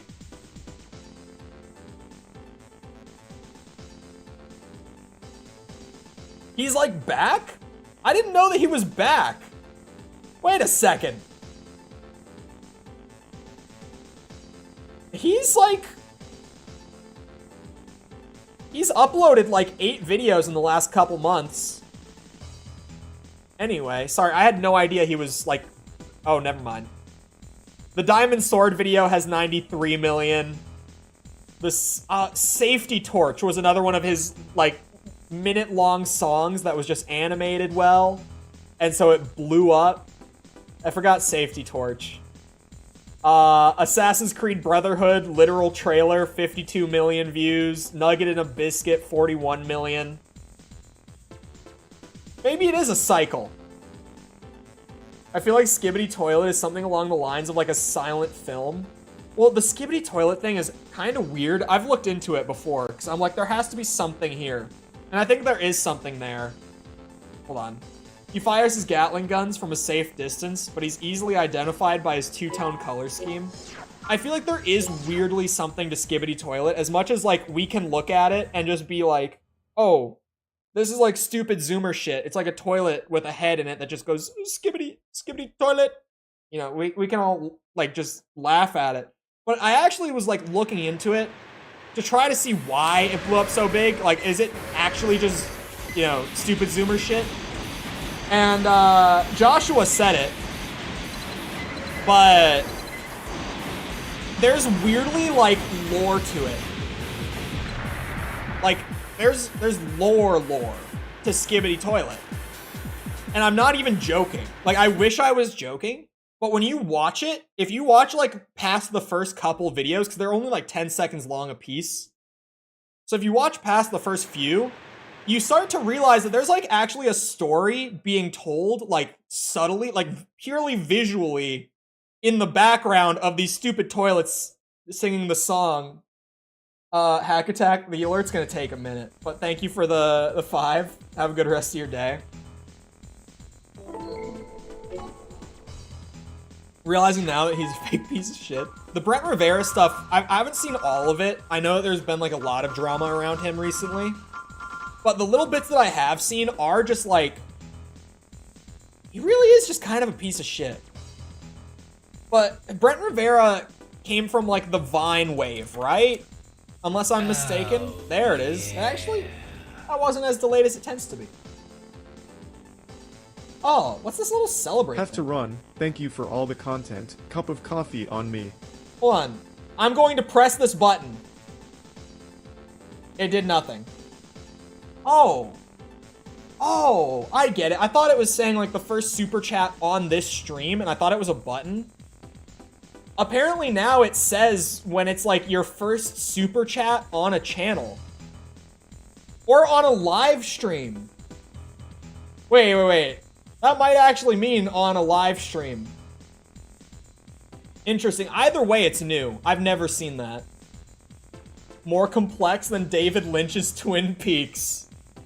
Yeah, no, it's like when you watch it past the first few, you can start to see like, wait a minute, they're actually like telling a story, weirdly.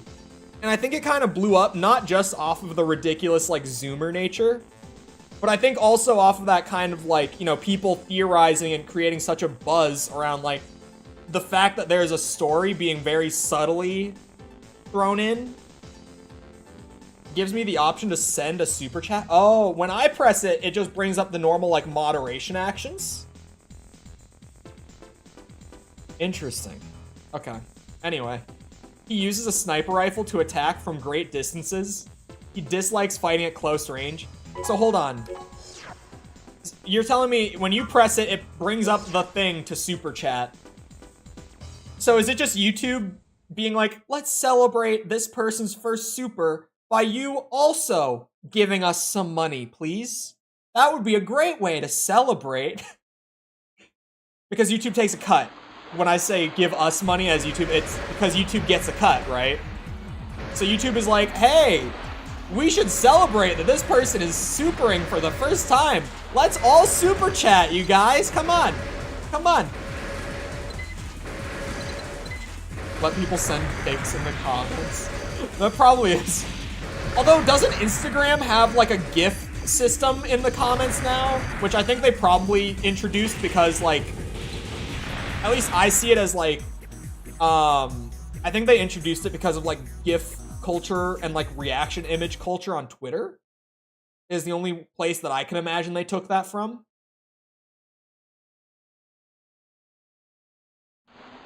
At this point in Skibbity Toilet though, where have the humans gone? What if the humans are actually the toilets? What if the humans are the weird camera robots? It's like, I can see the appeal of like there maybe actually being like genuine lore under the surface of the ridiculousness of Skibbity Toilet. Like, it kind of makes sense that it blew up to the extent that it did in that way. What? Foul language? The bot timed out Perdos for foul language. And his message said, that would be horrible.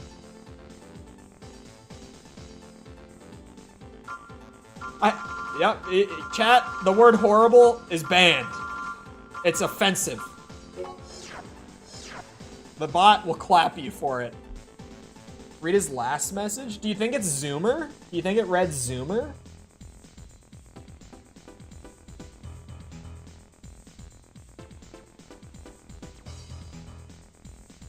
No? That is his last message for me. Hold on. Yeah, that's his last message for me, is that would be horrible. What are you seeing?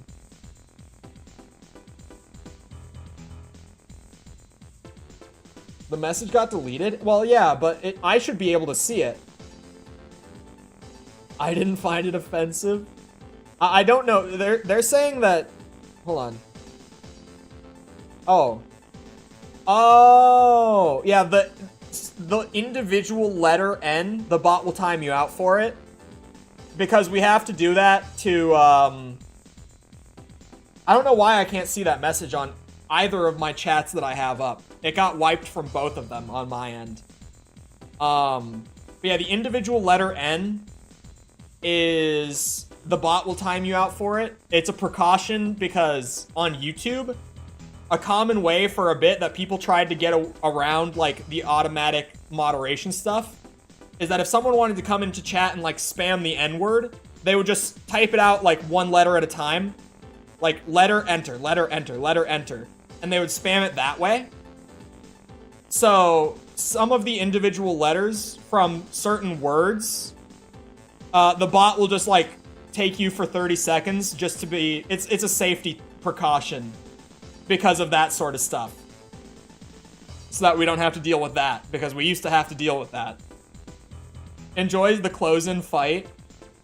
His weapon has a wide lock-on arc used when pursuing his opponents. What weapon does he have? I can't even tell from that image. It's so compressed, I can't even, like, make out his weapon. You can't censor my typos. It wasn't horrible. I was so confused because it just completely wiped it. I did not use the rename code, though. I don't know the rename code.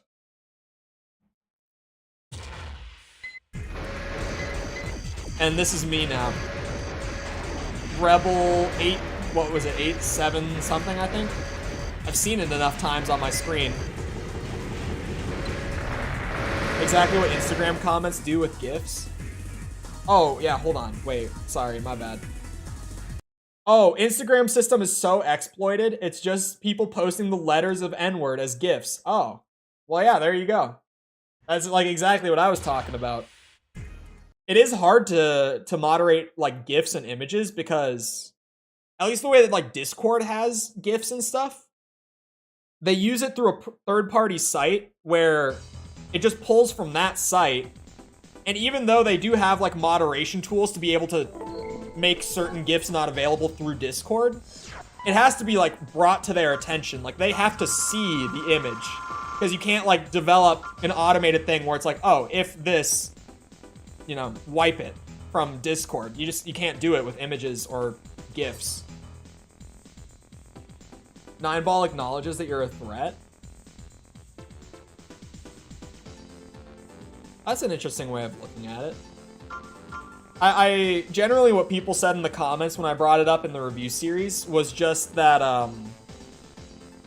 it's like FromSoft kind of reinforcing that it's stripping your humanity away. And you just get assigned, like, a call sign with a bunch of numbers. Like, where is it? 742. Like, it's just generic call sign followed by numbers. He mounts laser weapons in tandem with a weak generator. He's a poorly balanced fighter. I don't even watch the gameplay. Gen 1 gameplay is definitely, like, the jankiest, even just visually. After Gen 1, it picks up a lot with every gen, I feel like. Like, at least visually speaking. Other than... I feel like Gen 4 and 5 both look really stylish if you're just watching them. Like, honestly, my B-roll for Gen 5 is pretty clean. Like, Gen 5, I like the art style that they went for. I do say that in the video, so, like, slight spoilers, but that's so general. I think the art style is really dope in Armored Core 5. Gen 4 and 5 is just kind of like, yeah, which one do you prefer? But generally, as the generations progress, the games just are cooler and cooler to watch. Like, they just look better. And yeah, I'm including Gen 6. Like, Armored Core 6, visually, beautiful. Stylish, clean, elegant. Spoiled a banger, whole day ruin. Well, it's already spoiled if you are a channel member of the contributor tier and above. Wink wonk. You could have the video early. Nudge, nudge.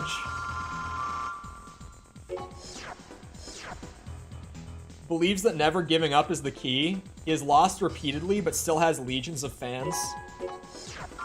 I really thought I was going to be bitching about that video. I probably will bitch about it a lot on Monday. Like, when it actually comes out, I will probably bitch about it more and just explain more of, like, how much of a nightmare that video was production-wise. Because it really was, like, this last week was just, like, at every... It wasn't even, like, at every step. It was, like, every time that I sat down to work on the video in any capacity, something went wrong. And, like, slowed me down more than it otherwise should have. Like, I had so many hours of what were going to be my work time this week wasted because of things going wrong. Uncensored version. Yeah, I know that uncensored version is like a big thing that people do on Patreon, but I just generally don't swear in my videos that much. Unless it's like, when I do swear, it's like very intentionally placed. Not just because of like monetization stuff, but when I'm like organizing my thoughts ahead of time, I don't swear. When I'm sitting here talking for 4 hours straight, I swear a lot. To the point where when YouTube made the change like a few months back and was like, oh yeah, the F word is gonna hurt your monetization now. It was really hard for me to work out the F word. Like, it was hard for me to stop saying it. It took weeks for me to adjust. But when I write everything out, like when I script ahead of time, I just don't really write swear words into my writing. Weirdly. And I just read what I write to keep it organized and stuff. Acting like you're working on a studio. It kind of is a studio production, man. I gotta do so much audio shit. I gotta do all the editing. I gotta do the graphic design for the thumbnail. I gotta do the search engine optimization. The marketing. It's a lot. It kind of is like working at a studio. Okay. It's something in the missions. Oh! Oh. I know what I'm missing. There's a couple of hidden parts that I'm missing. That's right. I forgot after day 1. There are 2 hidden parts. I got 2 of the 4 that are in the game.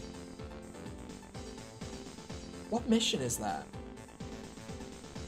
What mission is the first one?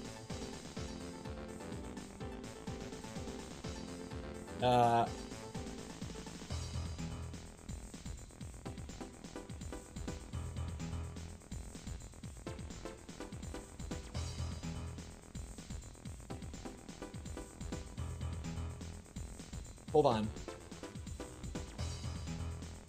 I am confused. This footage is of a mission that I don't know is in Master of Arena.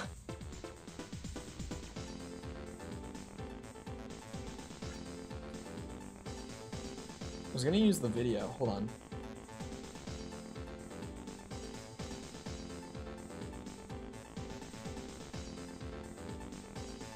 Shit, man. This is gonna be a pain in the ass.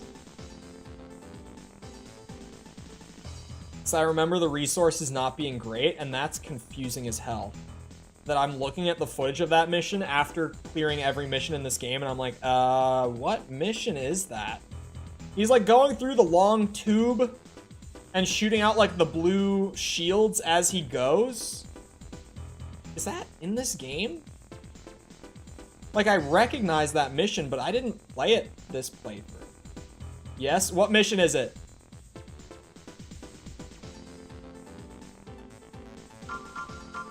Ah.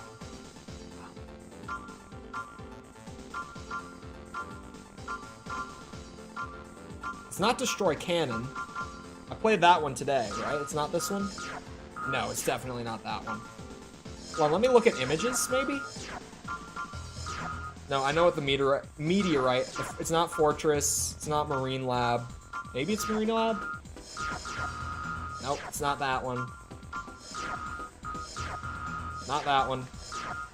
I got the one on Cavern Invasion. It's not the Abandoned Mine. It's not the spaceship.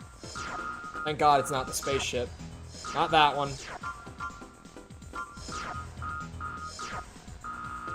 It's not the assist MTs.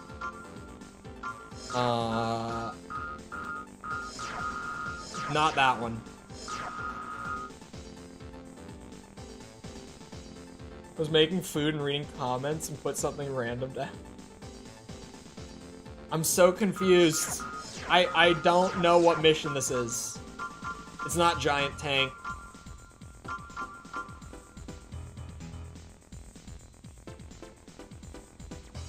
Oh God.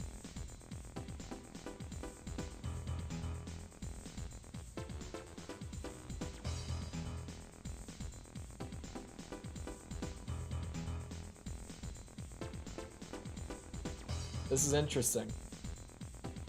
The video doesn't say. The video does not bring up the name of the mission. Unfortunately. And I looked in the description for it and it's not there, and I read the comments and it's not there. Which is great.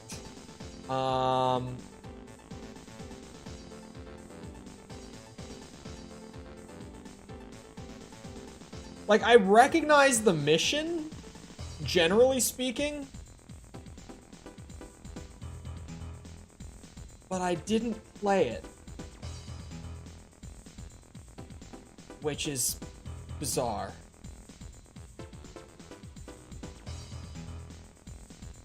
Wait, what?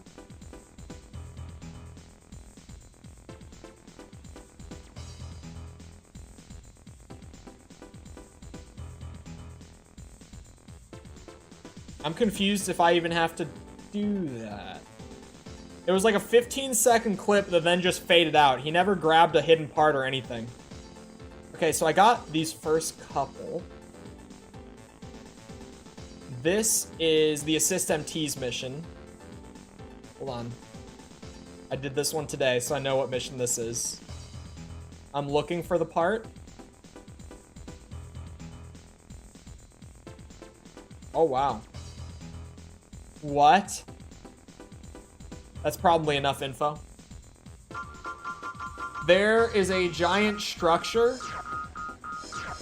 that can be blown up that reveals a secret passage on the Assist MTs mission.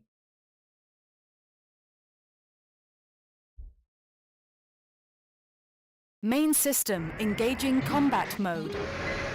Okay, where is that thing? Rescue as many as you can. Because I think if all of them die, it's gonna end the mission.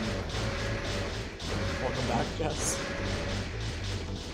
Where is this thing? Underground tunnel? Yeah. What is that mission in Gen 1 with like the big like tunnel? And why was it at the beginning of the video? Oh, it's this thing. Shit. There we go. Harasawa does work, as always.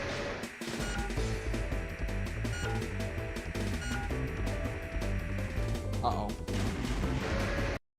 Maybe I do need to look where he goes. I didn't think it was about to be a maze. Hold on.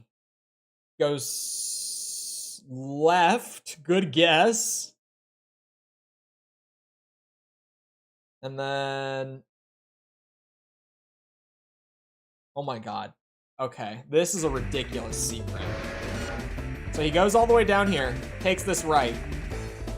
This is a fake wall. And there's the FCS. Uh-oh. AC FCS acquired. We get it. It's a keyword. Oh, probably, if you didn't know before, I use a vidIQ tool to write my descriptions for me. Not entirely, but like there's a portion of it that's not written by me.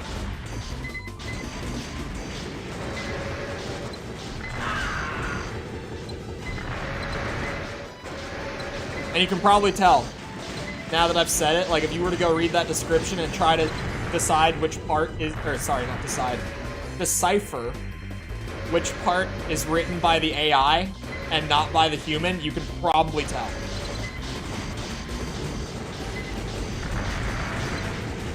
I pay for this vidIQ subscription, I'm gonna use all of it. I don't actually use all of it, I don't use a whole lot of it, to be honest. Right, I use the good parts. System switched to normal mode. The AI tools for the description and the tags are wonderful.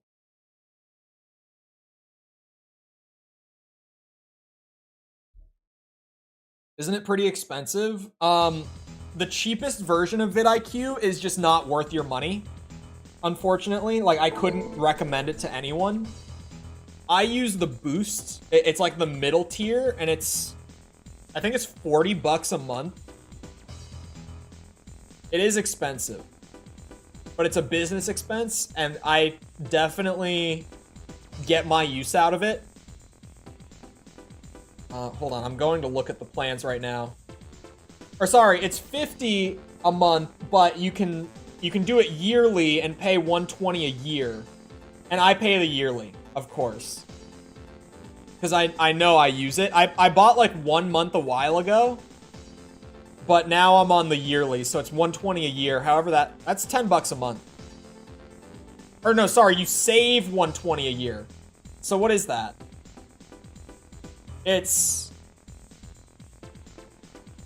I'm good at math. 50? Yeah, they raised the price. It was definitely 40 when I got it. And then they have like their one-on-one coaching program, which they don't even have open right now, but that's $100 a month.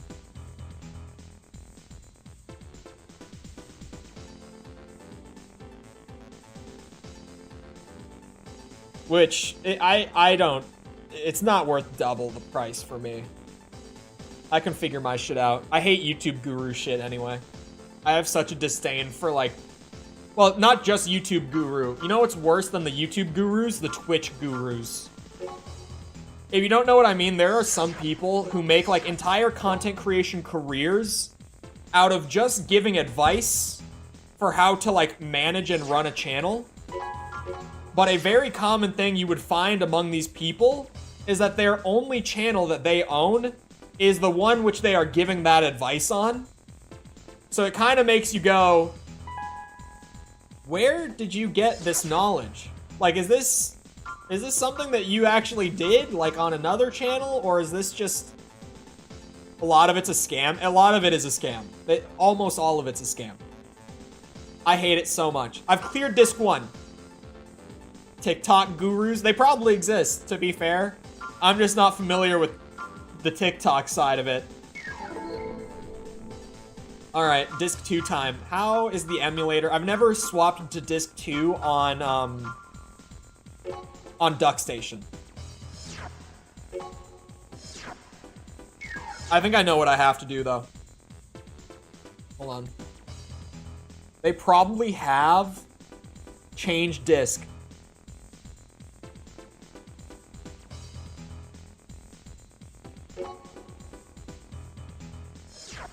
Boom. I've been on a hot streak of every time that I show my desktop, it has been the Armored Core wallpaper.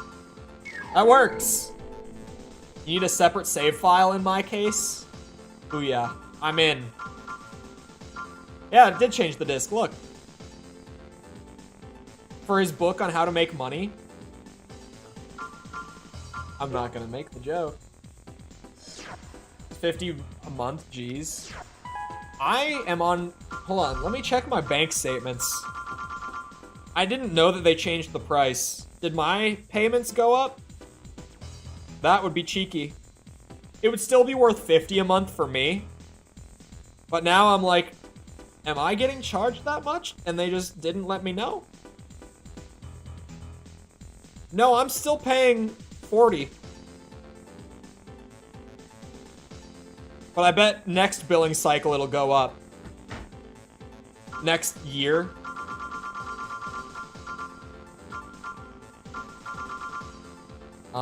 There's not gonna be new parts. What am I doing? Also, hello, floating eyeballs. Welcome back. Sorry, I'm distracted. Doing the yearly? Yeah. I'm still on that one. How does this work? What is Ranker Arena anyway?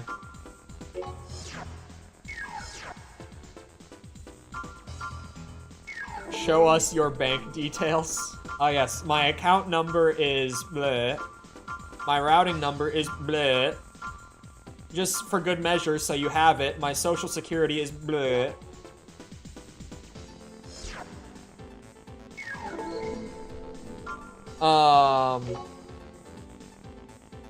How does this work? What is this? What is Ranker MK? What, my AC copy? What the hell is this? This is probably one of those moments where if I had the game's manual, I would know what this is.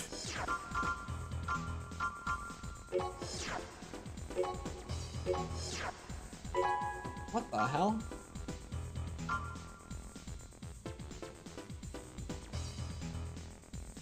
Keyword research and discovery tool sounds like it'd be useful. In layman's terms, what tool is that? Without the fancy words. Oh! Custom matches? Okay. So I probably don't need that part for... I just need the EX arena for 100% then. Oh! This is like, sorry, hold on. This is like Nine Breakers system. Wait, they like look, they've got like the bipeds, the forelegs, the reverse joints. Why did they really call the tank Caterpillar?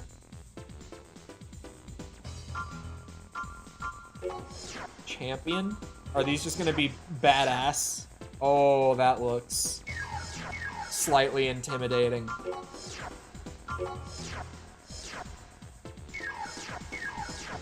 Well, let's start somewhere. It tells you what searches are associated with it. Oh, I don't use that one. But I would not disagree that that's probably a good tool. In a way that's different from how you see yourself. Yes. This AC's setup emphasizes defense. This limits its offensive capability, but offers greater mobility. At first, I was gonna say no. I was like thinking about it, and I'm like, no, not really. But yeah, probably the number one thing is a lot of the people who I only know like through content creation or just people who like watch my stuff. They all seem to think that I'm an extrovert, which is very not true. A lot of people seem to think I'm extroverted, and I'm like, I mean, some people know who have been around for a while, but I'm like basement hermit. Genuinely, I'm like, I leave the house like once a week. Like, I just kind of chill here and like, you know, work all day. Cause that's what I want to be doing. Like, it's just because like, I don't really want to do other stuff.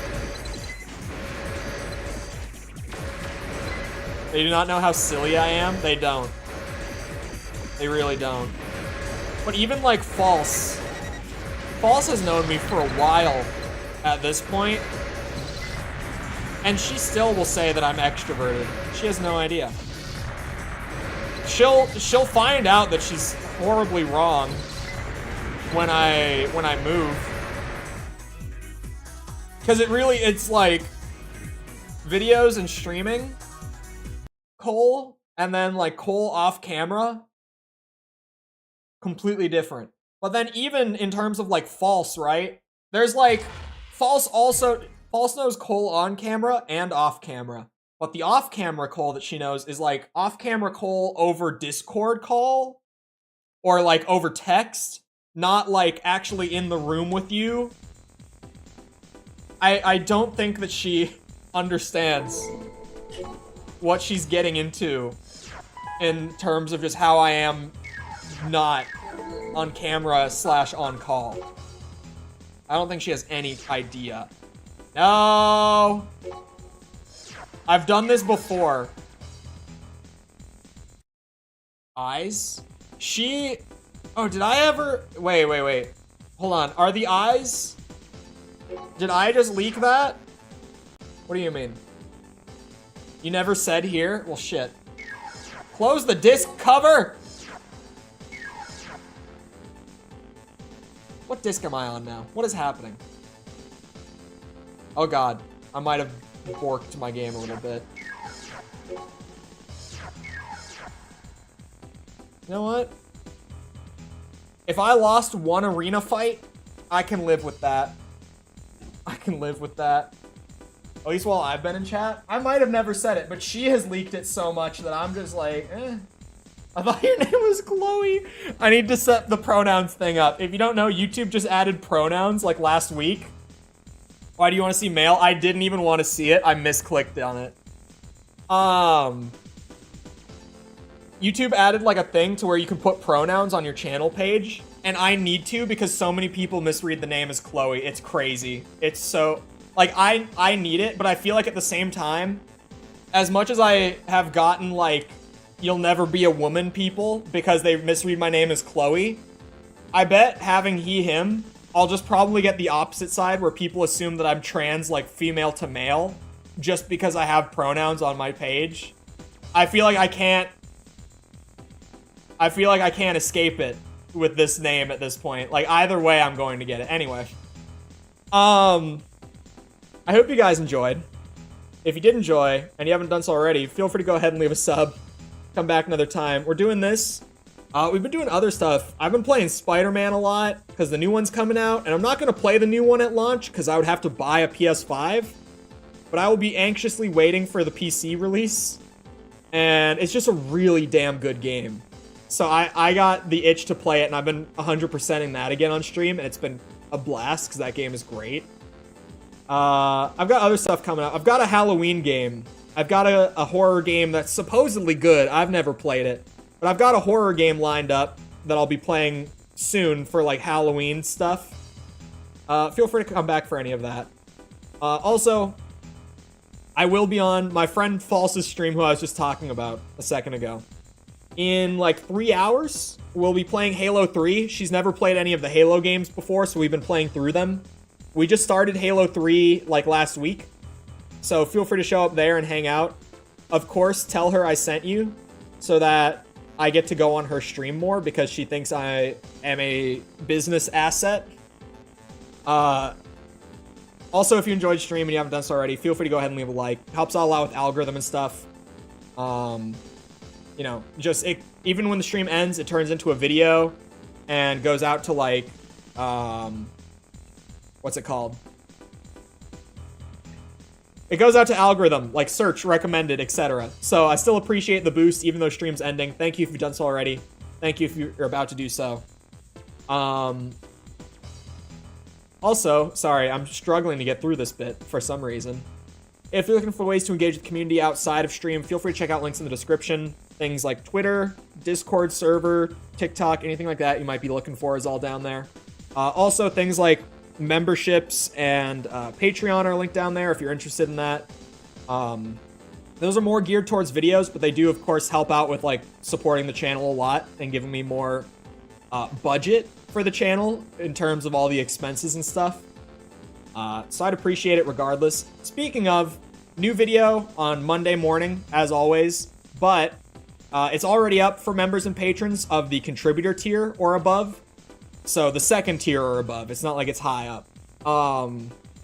So if you want that a couple days early, it's there. It's available to watch for those members. If not, it'll be up in like a day and a half, roughly. Anyway, once again, I hope you guys enjoyed. I'll be back here next time. I hope you all have a great rest of your day. Thank you for coming to the stream, and goodbye.